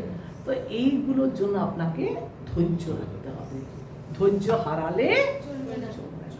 তাহলে আমরা কটা আলোচনা করলাম, উৎসাহাত নিশ্চয়াত ধৈর্যাত তত্তৎ কর্ম প্রবর্তনাৎ। তত্তৎ কর্ম সম্বন্ধে কি বললাম, যে বৈদিক ভক্তি কিটা, কোনটা, নববিধা ভক্তি অনুসারে আমাদেরকে ভক্তি পথে অগ্রসর হতে হবে। সঙ্গ ত্যাগাৎ শতবৃত্তে, শুনুন, কিন্তু যে ভগবত সেবা ছাড়া অন্য পথকে অনুসরণ করার প্রয়াস করে, তার চিত্ত চাঞ্চল্য ব্যতীত অন্য কিছুই লাভ হয় না। যদি আপনি ভগবানকে না সেবা করেন, তাহলে আপনি এখানে খাপলা নেবেন, ওখানে খাপলা, ওখানে খাপলা, কিন্তু পরিণামে কিছুই পেলেন না। ভগবত সেবাই হচ্ছে জীবের জীবন ও প্রাণ, ভগবত ভজনই হচ্ছে জীবের লক্ষ্য, এম। আর ভগবত ভজনের মধ্যেই নিহিত আছে তার চূড়ান্ত সাফল্য। যার এই বিশ্বাস সুদৃঢ় আছে, সে নিশ্চিতভাবে উপলব্ধি করছে যে জ্ঞান কর্ম যোগ পন্থায় লক্ষ্যে পৌঁছানো যাবে না, জ্ঞানে পৌঁছানো যাবে না। কারণ জ্ঞানীরা কি চায়, ব্রহ্মজ্যোতিতে। কর্মীরা কি চায়, কর্মীরা চায় সকাম কর্মী, যে আমরা কর্ম করব ফল পাবো, সাথে সাথে আমরা ভোগ করব, ভোগী এরা। আর যোগীরা সিদ্ধি কামনা করে। সকলেরই স্বার্থ আছে, কারণ কৃষ্ণ ভক্তি কোনো সন্ধানই তাদের জানা নেই। আচ্ছা, এরপরে ঠিক আছে, একটা ছক আছে, কৃষ্ণ ভক্তি অনুশীলন। আপনি ভক্তি অনুশীলন করছেন, করতে করতে আপনি ভক্তি ত্যাগ করে দিলেন। ভক্তি ত্যাগ করতে ভালো লাগছে না, কে সকাল 4:30 প্রতিদিন উঠে আজ আমি আর করবো না, মঙ্গল আরতির বাদ যেমন করতাম 12টার সময় উঠবো, স্নান করবো। তাহলে এই যে ভক্তি ত্যাগ করে দিলেন আপনি, সেটা হলো জড় ভোগ। আপনি ভোগ করতে চাইছেন, সকালে উঠে ব্রেকফাস্ট করলেন, এই করলেন সেই করলেন, আগে যেমন করতাম আমরা বিভিন্ন দেব দেবতার পুজোরা, সেই 12টার সময় স্নান করে পুজো দেওয়া, মা ঠাকুমারা যেটা করে আসতো, সেগুলো হচ্ছে জড়ভোগ। এগুলোতে রসের অভাব। রস বলতে কৃষ্ণ ভাবনামৃত রস আমাদের মধ্যে তখনও ভালোভাবে জাগ্রত হয়নি, আর বেশি মাত্রায় তখন আমরা ভোগ করছি, আর সেটাও হচ্ছে কৃষ্ণ ভক্তির অভাব। তখন আমরা পরিণামে কি দেখব, পরিণামে আমরা দেখব এই সমস্ত স্থলে আমাদের কেবল সমস্যায় বৃদ্ধি পাবে। আমরা ভাবছি এখান থেকে আমরা সুখ পাব, কিন্তু পরিণামে আমাদের দুঃখই এনে দেয়। একটা খুব সুন্দর কীর্তন আছে, আমি সুখের লাগিয়া এ ঘর বাঁধিন, অনলে পুড়িয়া গেল, আমি সাগরে স্নান করিতে সকলে গড়ল ফেলো, বলছে আমি সুখ পাবো, এই জন্য আমি কি করেছিলাম, সুখের সাগরে আমি সংসার বেঁধেছিলাম, আমি সুখ পাবো বলে, কিন্তু আমার সংসার হয়নি, সংসার নষ্ট হয়ে গেছে। আর আমি সাগরে অমৃত পাবো বলে স্নান করেছিলাম, কিন্তু পরিণামে অমৃতের বদলে আমি কেবলই গরল মানে বিষ পেলাম। ঠিক আছে, সংসার আমার পুড়ে ছাই হয়ে গেল, স্নান করলাম অমৃত পাওয়ার আশায়, কিন্তু আমার গরল উঠে এলো, বিষ উঠে এলো, অর্থাৎ আমি জড়জাগতিক শান্তি পেলাম না। তাহলে আমাদের ভক্তিটা কি রকম হওয়া উচিত? ভক্তিটা আমাদের কেন মাঝে মাঝে নেমে যায়? আমাদের সবারই ভক্তি নেমে যায় না? আমরা যে বললাম, আমরা গাড়ি চালাচ্ছি, পাইলট চালাচ্ছে, আবার তাকে নিচে নামতে হচ্ছে, আবার উঠছে, আবার নামছে। তো আমরা ভক্তি জীবনেও দেখেছি, কখনো কখনো আমাদের জবটা খুব সুন্দর হয়, কখনো কখনো একদম জপে তখন আমাদের ভাবতে হবে যে কেন আমরা কারোর বৈষ্ণব অপরাধ করলাম না তো, কারোর মনে আঘাত দিলাম না তো, কোথাও বড় বড় কথা বলে দিলাম না তো, কাউকে আমি আমার অজান্তে আঘাত করলাম না তো। আমার এই যে মেরে আঘাত হয় না, বাক্যবান, এই যে জিভে বাক্যবানেও জর্জরিত করা যায়, তো সেখানে আমাদের সেখান থেকে সাবধান হতে হবে, আমাদের ক্ষমা চাইতে হবে।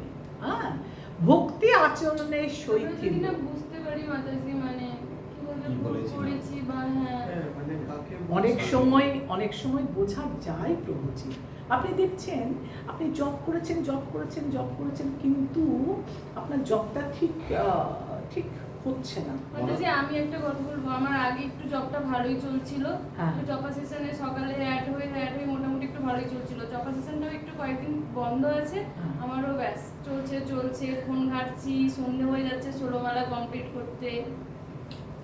এটা একটা ফর্মুলা আছে, যারা ইয়াং ছেলে মেয়ে, মানে যারা ভক্তি পথে এসেছে বা যাদের অফিস আছে, কাজ আছে, তারা একবার যদি মানে সংসারে এসে যায় না, সংসারটা তো একটা সচল জিনিস না, আমরা একবার সংসারে ঢুকে পড়লে ঘুম থেকে উঠে, তখন আমরা স্কুলে যাব, কলেজে যাব, অফিসে যাব, তখন আমরা অল দ্য টাইম জব করতে পারবো না।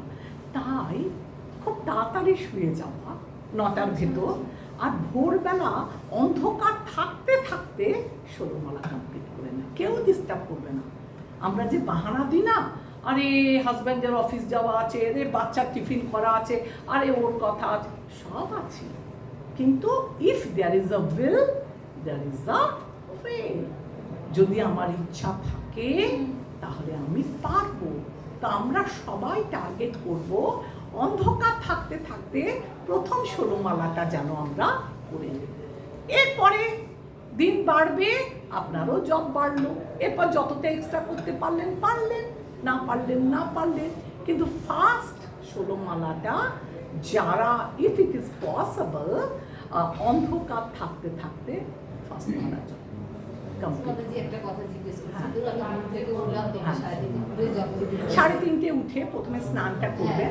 ঠাকুরকে তোলা আছে, ঠাকুরকে এখন তোলার দরকার নেই, আপনি জবটা কমপ্লিট করুন। কমপ্লিট করে দেবো, ওখানে একটু আলো ফুটে যায় বা দেরি হয়ে যায়, অসুবিধা নেই। না, জবটা কমপ্লিট করে দিলে আচ্ছা। আলো ফোটার আগে হয়ে যায়, মাথা অনেক ফাস্ট করতে হয়ে যায়, মানে হয়ে যায়, ভালো হয়ে যায়। স্নান করে জব করে নেবো, এখন ভগবানকে তুলবো না, না, তারপরে তুমি তারপরে তুললেন 4:30 তো তুলতে, 4:30, যদি আপনি 4:30টার জায়গায় 5টাও করেন চলবে, কিন্তু জবটা ইজ মাস্ট। আচ্ছা, ওটা সব একদম। কাজ রেখে আগে জবটা করলেই তারপর ঠাকুর তুলতে একদম দেরি হয়ে যায়। অন্ধকার থাকতে থাকতে প্রভুজিরা বলতেন, মানে গুরু মহারাজ বলতেন হ্যাঁ। যে মাতাজি অন্ধকার থাকতে থাকতে আপনি করবেন, আপনার যদি হয়ে যায় ওয়েল অ্যান্ড গুড। আর আমরা তো গৃহস্থ, আপনার 4:30 জায়গায় যদি একটু দেরিও হয়, হ্যাঁ। দেরি মানে ইটস নট 12 o'clock, না, কিন্তু প্রথম 16 মালাটা অন্ধকার থাকতে থাকতে তারপর মর্নিং ওয়াক করতে করতে মানে যারা আরো করে আর নয়তো ফার্স্ট বালাটা বলে তখন আপনাকে কেউ ডিস্টার্ব করবে না। হ্যাঁ এটাই হয়। হ্যাঁ, ছোট বাচ্চা কাঁদছে, ও প্রে করছে, হাজব্যান্ডের অফিস যাবে, তাড়াতাড়ি রান্না করে দেওয়া আছে। আর যাদের সত্যি সকালে কাজ থাকে তারা 8 মালা করলেন, পরে 8 মালা করে আমার মতে একবারে করে উঠে গেলে বিছানা থেকে নেমে স্নান করে তিলক করে আচমন করে তারপরে চলে বসে। আর ওখানে সোফায় বসো, সোফা না হোক চেয়ারে বসো, তুলসী তলায় করো বা তুলসীর বাইরে, বা এখন শীতকাল ভেতরে করো, কিন্তু ওই তাড়াতাড়ি হয় কি না, আমরা যখন উঠি সকালে স্নান করে না যখন মেন হয় যে সবার শুতে 12টা 1টা হয় না। ওটা ঠিক আছে, তাও আমরা 3:30 উঠলাম, উঠে এবারে স্নান করলাম, নিজের নিত্য ক্রিয়া যা আছে করলাম, করে এখন তারপরে আমরা ভাবি যে তিলক করলাম, তারপরে ভাবি যে স্নান করে ভগবানকে তিলক। যখন তিলক করে নিলাম তখন ভাবি ভগবানকে তুলেই দিই, তাহলে এবার ভগবানকে তুলে তার সামনে জপটা। আচ্ছা ঠিক আছে, ভগবানকে তুলতে আর কতক্ষণ লাগে? এবারে তুলে দাও, এবারে পর্দা খুলে দিলে হ্যাঁ, তার সামনে জপ করো। এবারে তুলতে গিয়ে মনে হয় যে ভগবানকে বাল্য তুলে দিয়ে বুদ্ধি আমি দিই। হাত ধোয়ালাম না, ওনাকে কিছু খাওয়ালাম না। এবার এটা মনে হয় যে আমরা ব্যাস বসে গেলাম, তুলে দিয়ে বসে গেলাম, না একটু খাইয়ে দিই, একটু ভগবানকে এটা ওটা শর্টে করতে হবে, মাতাজি জেনারেল কোশ্চেন, ওটাকে আপনাকে সবাই short এ- সবাই একই প্রবলেম ফেস করছে। মানে ধরো একটা মিষ্টি যা কিছু একটা দিয়ে হ্যাঁ। সবার বাল্য প্রবলেম। অল্প দিয়ে এবার খাওয়া দাওয়ার পরে মনে হয় মঙ্গল আরতিটা করে নিই, তখন না সেটাও করতে পারেন। সেই ক্ষেত্রে প্রভুজিরা কি করতো, ওরা অনেকে রাত দুটোই উঠতো, উঠে শেষ করে তারপরে এগুলো করে, তারা শুধু ভক্তিপথটাই জীবনের সব কিছু না তাদের জন্য। কিন্তু আমরা যারা গৃহস্থ, আমরা তো অতটা ওনাদের মতো পারি না, তা আমরা ওটাই চাই যে 6টার আগে একটা 16 মালা শেষ করতে, তারপরে 6টার পরে মঙ্গল আরতি তাহলে তো সব দিন সকালে তো হয় না, কারণ ঘুম চোখ খুললাম মানে হয় ফ্যাক্টরি। অ্যাকচুয়ালি আপনাদের প্রবলেম হচ্ছে আপনারা যে অনেক রাত করে ঘুমান না, তা ওটা কি করে সম্ভব হয় না, বাড়ি ঢুকেই তো 10, 10:30, 11টা, 11:30। মানা করে ঘুমোবেন, মানা করে ঘুমোবেন। আচ্ছা শুনুন, দাঁড়ান, এটা এখন আমাদের এটা টপিকটা স্টপ করে আমি এটা এগিয়ে যাই আর একটুখানি। ঠিক আছে, হাতে টাইম আছে। ভক্তি হ্রাস, আমাদের ভক্তিটা কি করে চলে যায়, হ্রাস পাচ্ছে। লঘু ডাইলিউশন, ভক্তি আচরণের শৈথিল্য, কখনো কখনো আমরা ভক্তির যে নিয়ম কানুনগুলো না সঠিকভাবে পালন করি না, সেই জন্য আমাদের ভক্তিটা ডিক্রিজ করে। ভেজাল, কন্টামিনেশন, অপ্রয়োজনীয় নিয়ম পালন, যেগুলো আপনার প্রয়োজনে হয় না। অনেক সময় আমরা যে ওই 4 মাসের চাতুর্মাস্য করি, ইসকানে এক করে, আমরা আলাদা করি, কেউ আলু পটল মূলো সব ছেড়ে দেয়, কেউ এটা ছাড়ে, কেউ ওটা ছাড়ে, বলে গুরুদেব যা করছে আমাদের পূর্বতন আচার্যরা কে আমরা ফলো করব। আমার শিক্ষাগুরু, আমার দীক্ষাগুরু আমাকে ঠিক যেভাবে বলবে আমি, কিন্তু অনেকে না এর শুনে ওর শুনে তার শুনে অপ্রয়োজনীয় নিয়ম পালন করে, তাই না? তো এটা কন্টামিনেশন, ভক্তিপথের ভেজাল। আর বিকৃতটা কিরকম? পারভার্সন, ভ্রান্ত উদ্দেশ্যে ভক্তির প্রয়োগ। আপনার উদ্দেশ্যটা কি?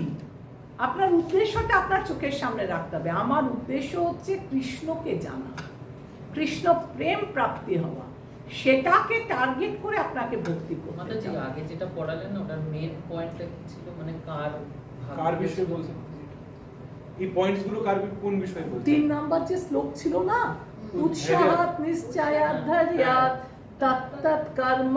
এই তত্তৎ কর্মটা কি জিনিস? এটা হচ্ছে বৈদিক ভক্তি। বৈদিক ভক্তিটা কি? নববিধা ভক্তি। এবার নববিধা ভক্তি অনেক রকমের আছে। তত্তৎ কর্ম প্রবর্তনা, সঙ্গ ত্যাগাৎ। সঙ্গ ত্যাগাৎ তো আপনারা সবাই মানে জানেন। একটু প্রবর্তনার মানেটা বলে দিন। তত্তৎ কর্ম প্রবর্তনা মানে প্রবর্তন, যেগুলো আপনি শাস্ত্রে বিধিবদ্ধ আছে, যেগুলো লেখা আছে, সেইগুলো আপনাকে সঠিকভাবে করতে হবে। নববিধা ভক্তির যা যা অঙ্গ আছে, 9টা অঙ্গ, ওই 9টা অঙ্গ আপনি সঠিকভাবে করলেন।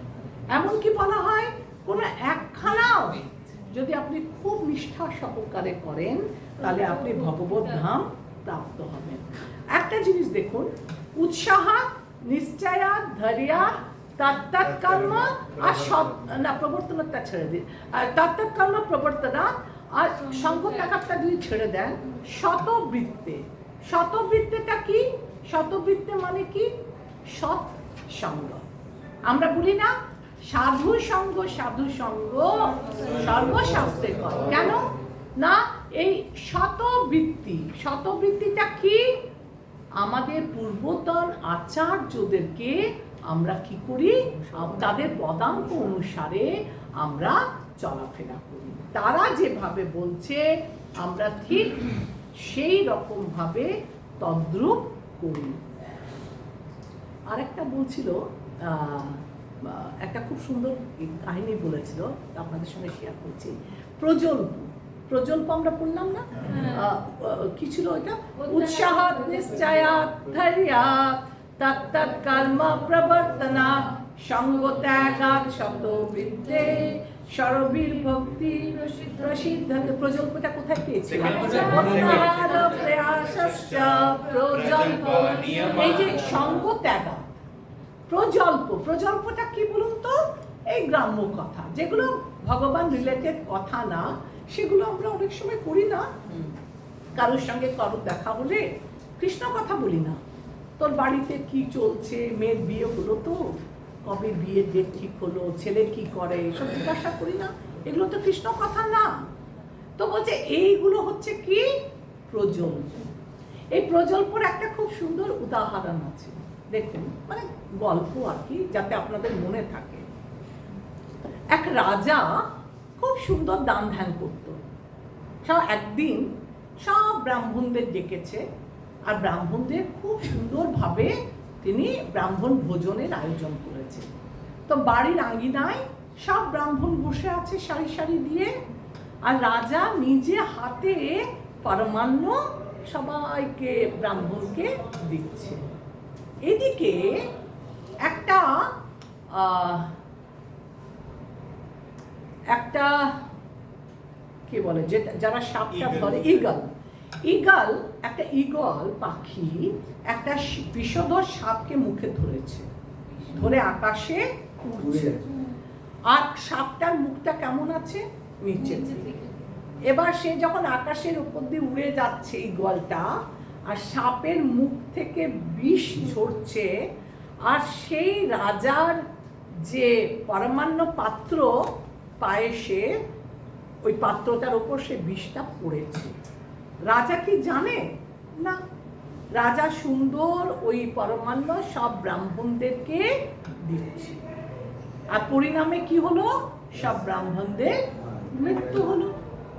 এবার চিত্রগুপ্ত যম বিচার করছে, এ পাপের ভাগী কে? কে এই পাপের ভাগ নেবে? ঈগল, ও সাপটাকে মেরেছে। সাপ যার মুখ থেকে বিষ বেরিয়েছে, নাকি রাজা যে সবাইকে পায়েস দিয়েছে, নাকি সেই সেই সভার যারা কিচেন ইনচার্জ তারা ওটা খুলে রেখেছিল, বিষটা পড়েছে বা হাতে নিয়ে যাচ্ছে, কাকে দেবে? তো চিত্রগুপ্ত খুঁজছে কাকে আমি এই চার্জটা হ্যান্ড ওভার, এত লোকের মৃত্যু হলো, এর জন্য দায়ী কে? কাউকে কিন্তু কাউকে দোষ স্বীকার, কাউকে দোষী করতে পারল না।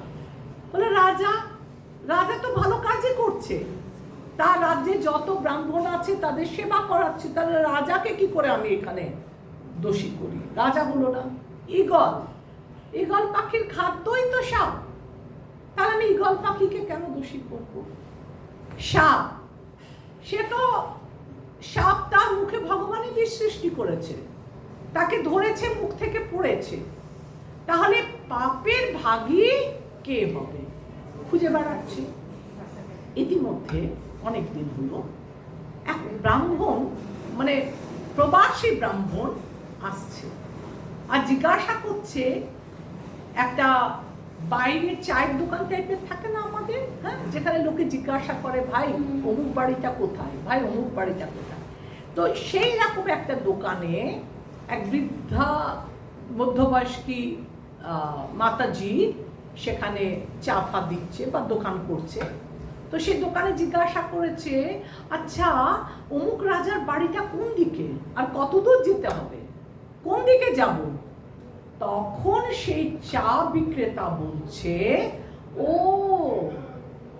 আপনি ওই ব্রাহ্মণ হত্যাকারী রাজার বাড়ি যেতে চাইছেন? জিজ্ঞাসা করছে, মানে আনসার দিচ্ছে, আচ্ছা আপনি ওই ব্রাহ্মণ হত্যাকারী রাজার বাড়ি যেতে চাইছেন তাই তো, তাহলে আপনি এ পথ থেকে সোজা গেলে আপনি ওখানে পাবেন। এই যে কথাটা বললো, সঙ্গে সঙ্গে চিত্রগুপ্ত ওপর থেকে পড়ে গেল যে আমি লোক পেয়ে গেছি। এটা কে দায়ী? বলছে দেখুন, রাজা হতে পারে না, ঈগল হতে পারে না, সাপ হতে পারে না, কিন্তু এই যে মাতাজি যিনি কিচ্ছু জানেন না রাজাকে দোষারোপ করলো, এটা তো প্রজল্প। ও তো জানতে চায়নি কাকে কে হত্যা করেছে, ও নিজের মন গড়া গ্রাম্য কথা প্রজল্প বলে তাকে ওই ব্রাহ্মণকে মাথায় ঢুকিয়ে দিল যে এই রাজা হচ্ছে সব ব্রাহ্মণের হত্যাকারী। তাহলে এই যে প্রজল্প করলো, মিথ্যা কথা বললো, ভক্তর নামে ভক্তকে হত্যাকারী বানালো, তাহলে এই পাপের ফলটা একে দেওয়া আছে। আর এ কি হয়ে গেল, এ কি করলো, তার কর্মফল হিসাবে জন্তু নোট করলো। তাই আমরা কোথায় কি প্রজল্প, আমরা কোথায় কি রকম কথা বলবো, এটা আমাদের রাখতে হবে। আমাদের চারপাশে অনেক ক্যামেরা ফিট করা থাকে, যেটা চিত্রগুপ্তর খাতায় লিখিত হয় সবসময়। আমরা হয়তো প্রতারণা করি নিজেদের পিঠ বাঁচাবার জন্য, কিন্তু মনে রাখতে হবে যে একজন আছে যে কিন্তু সব দেখছে। অনেক দেখবেন বয়স্ক লোকরা বলে যে যার কেউ নেই তার ভগবান আছে, সেখানে আমাদের সব কর্মফল লিখে রাখা আছে।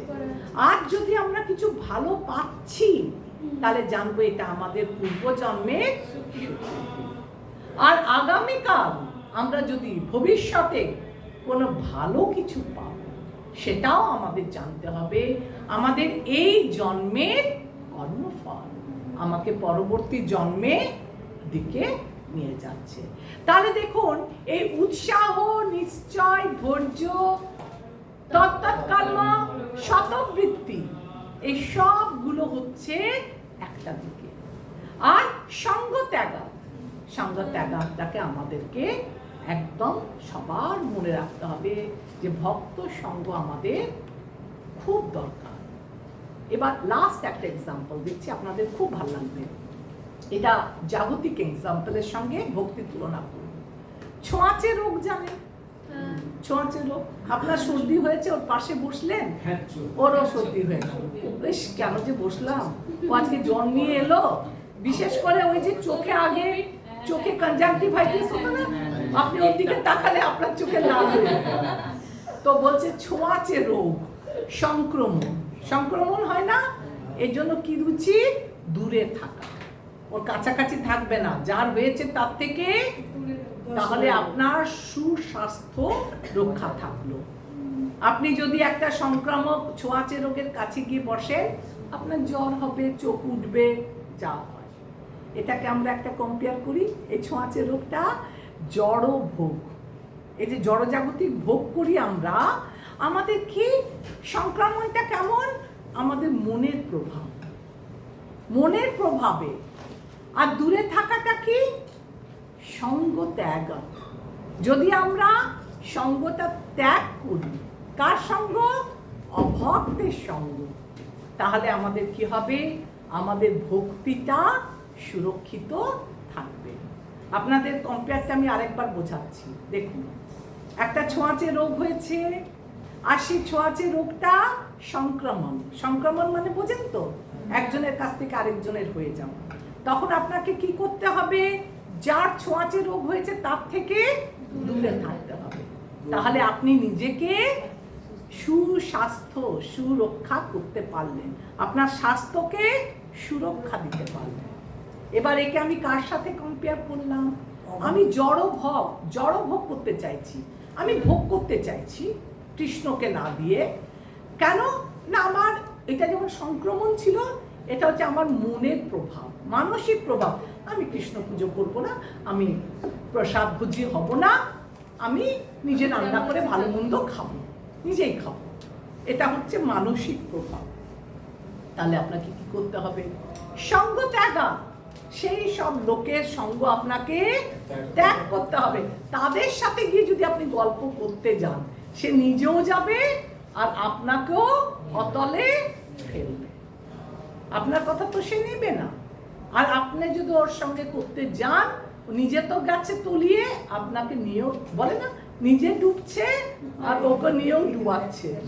হ্যাঁ, তাই ওদের সঙ্গটা ত্যাগ করতে হবে।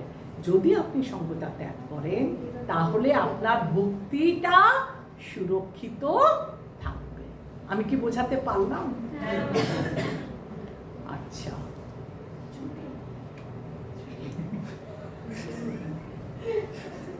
দেখুন, জনসঙ্গ। তাহলে আপনি কার কার সাথে সঙ্গ করবেন আর কার কার সাথে সঙ্গ করবেন না। বলছে কোনো নাস্তিক ব্যক্তির সঙ্গ আপনি করবেন না, 1 নাম্বার।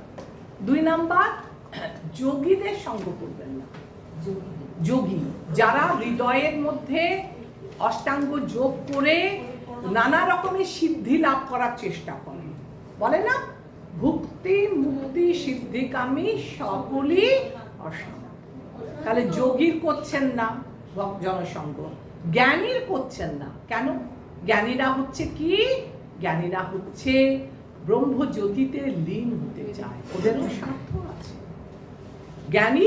জ্ঞানী কাদের বলে? যারা ভগবানের রূপকে বিশ্বাস করে না, তাদের কি বলে? নির্বিশেষবাদী। এই নির্বিশেষবাদীদের সঙ্গ করবেন না। তাহলে আপনি নাস্তিকদের সঙ্গ করবেন না, যোগীর সঙ্গ করবেন না, জ্ঞানীর সঙ্গ করবেন না, কর্মীর সঙ্গ করবেন না। কর্মীটা কি? ভুক্তি, যারা এই জড় জগৎটাকে ভোগ করতে চায়। ঠিক আছে? আর কার করবেন না? জড়ভোগী, যারা জগৎটাকে ভোগ করতে চাইছে। আর পাষণ্ডী। পাষণ্ডী কাকে বলে? পাষণ্ডী আগের দিনকে কি জিজ্ঞাসা করেছিল আমাকে, আমি বললাম যার মধ্যে আসরিক প্রবৃত্তি আছে, হ্যাঁ, তারা হচ্ছে পাষণ্ডী। এই সমস্ত লোকদের থেকে জনসংগশ্চ লৌলঞ্চ, আপনারা সতত বিরত থাকবেন। এবার একটু চলে আসি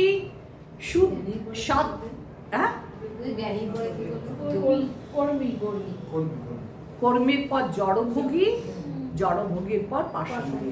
লাস্ট স্লাইড দেখুন, উৎসাহ। আমি তামসিক ব্যক্তিদের কথা বলছি। তামসিক ব্যক্তি বোঝেন তো, যারা খালি ঘুমাতে চায়, অলস, এদের উৎসাহ নেই। ঠিক আছে? 1 নাম্বার।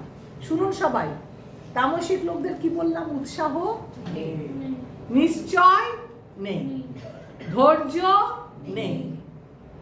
কোন গুণে ওরা? তামসিক গুণে। ভক্তি স্তর কিরকম এদের? তামসিক লোকের ভক্তি স্তর কিরকম? পূর্ণ বিমুখ, ভগবানের থেকে বিমুখ। আচ্ছা, এবার রাজসিক ব্যক্তির কথা বলি। উৎসাহ আছে রাজসিক ব্যক্তির? ইয়েস, রাজসিক ব্যক্তির উৎসাহ আছে, নিশ্চয়তা নেই, ধৈর্য নেই। আর ভক্তি স্তরটা কেমন? এরা খুব আগ্রহ যে আমি ভক্তি করব, আগ্রহের সূত্রপাত, বিগিনার। এরা হচ্ছে রাজসিক ব্যক্তি। এবার সাত্ত্বিক ব্যক্তিরা কেমন? সাত্ত্বিক ব্যক্তির অনেক উৎসাহ আছে, নিশ্চয়তা আছে, কিন্তু সাত্ত্বিক ব্যক্তির এত ধৈর্য নেই। আর এরা তাহলে কি স্তর ভক্তির? এরা হচ্ছে অনুশীলনকারী, অর্থাৎ প্র্যাকটিসিং ডিভোটিস।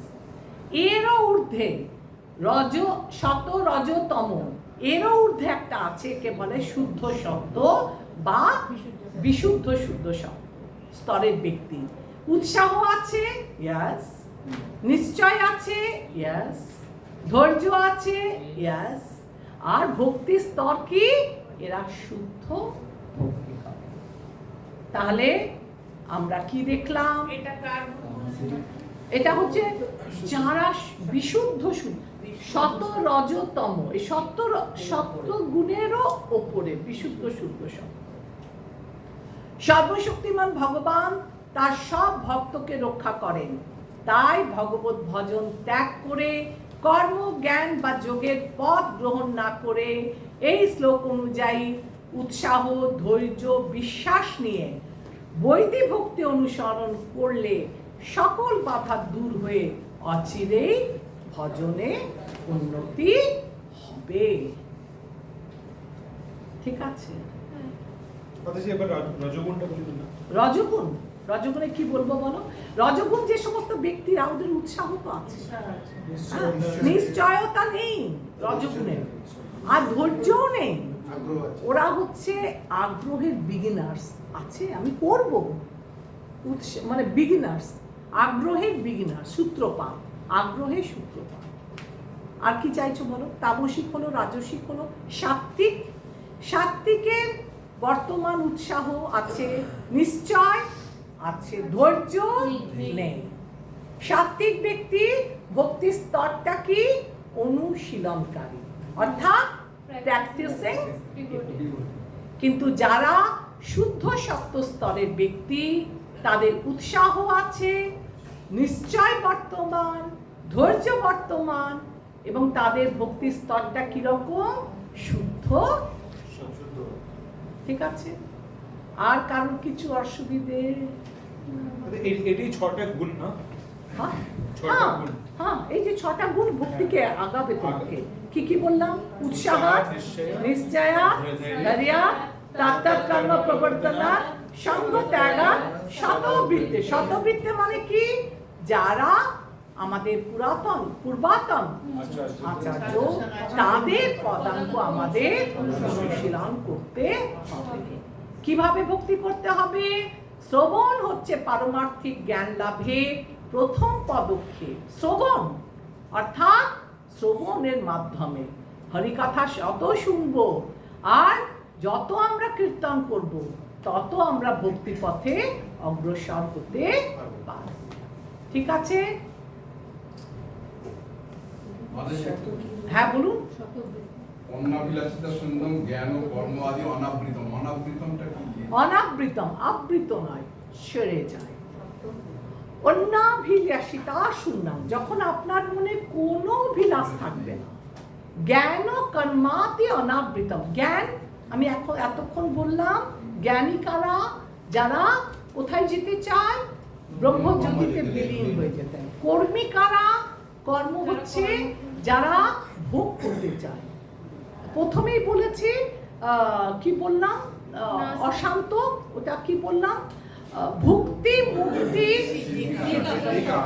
অশান্ত। কৃষ্ণ ভক্ত নিষ্কাম। অনাবৃত এগুলোকে আপনি নেবেন না।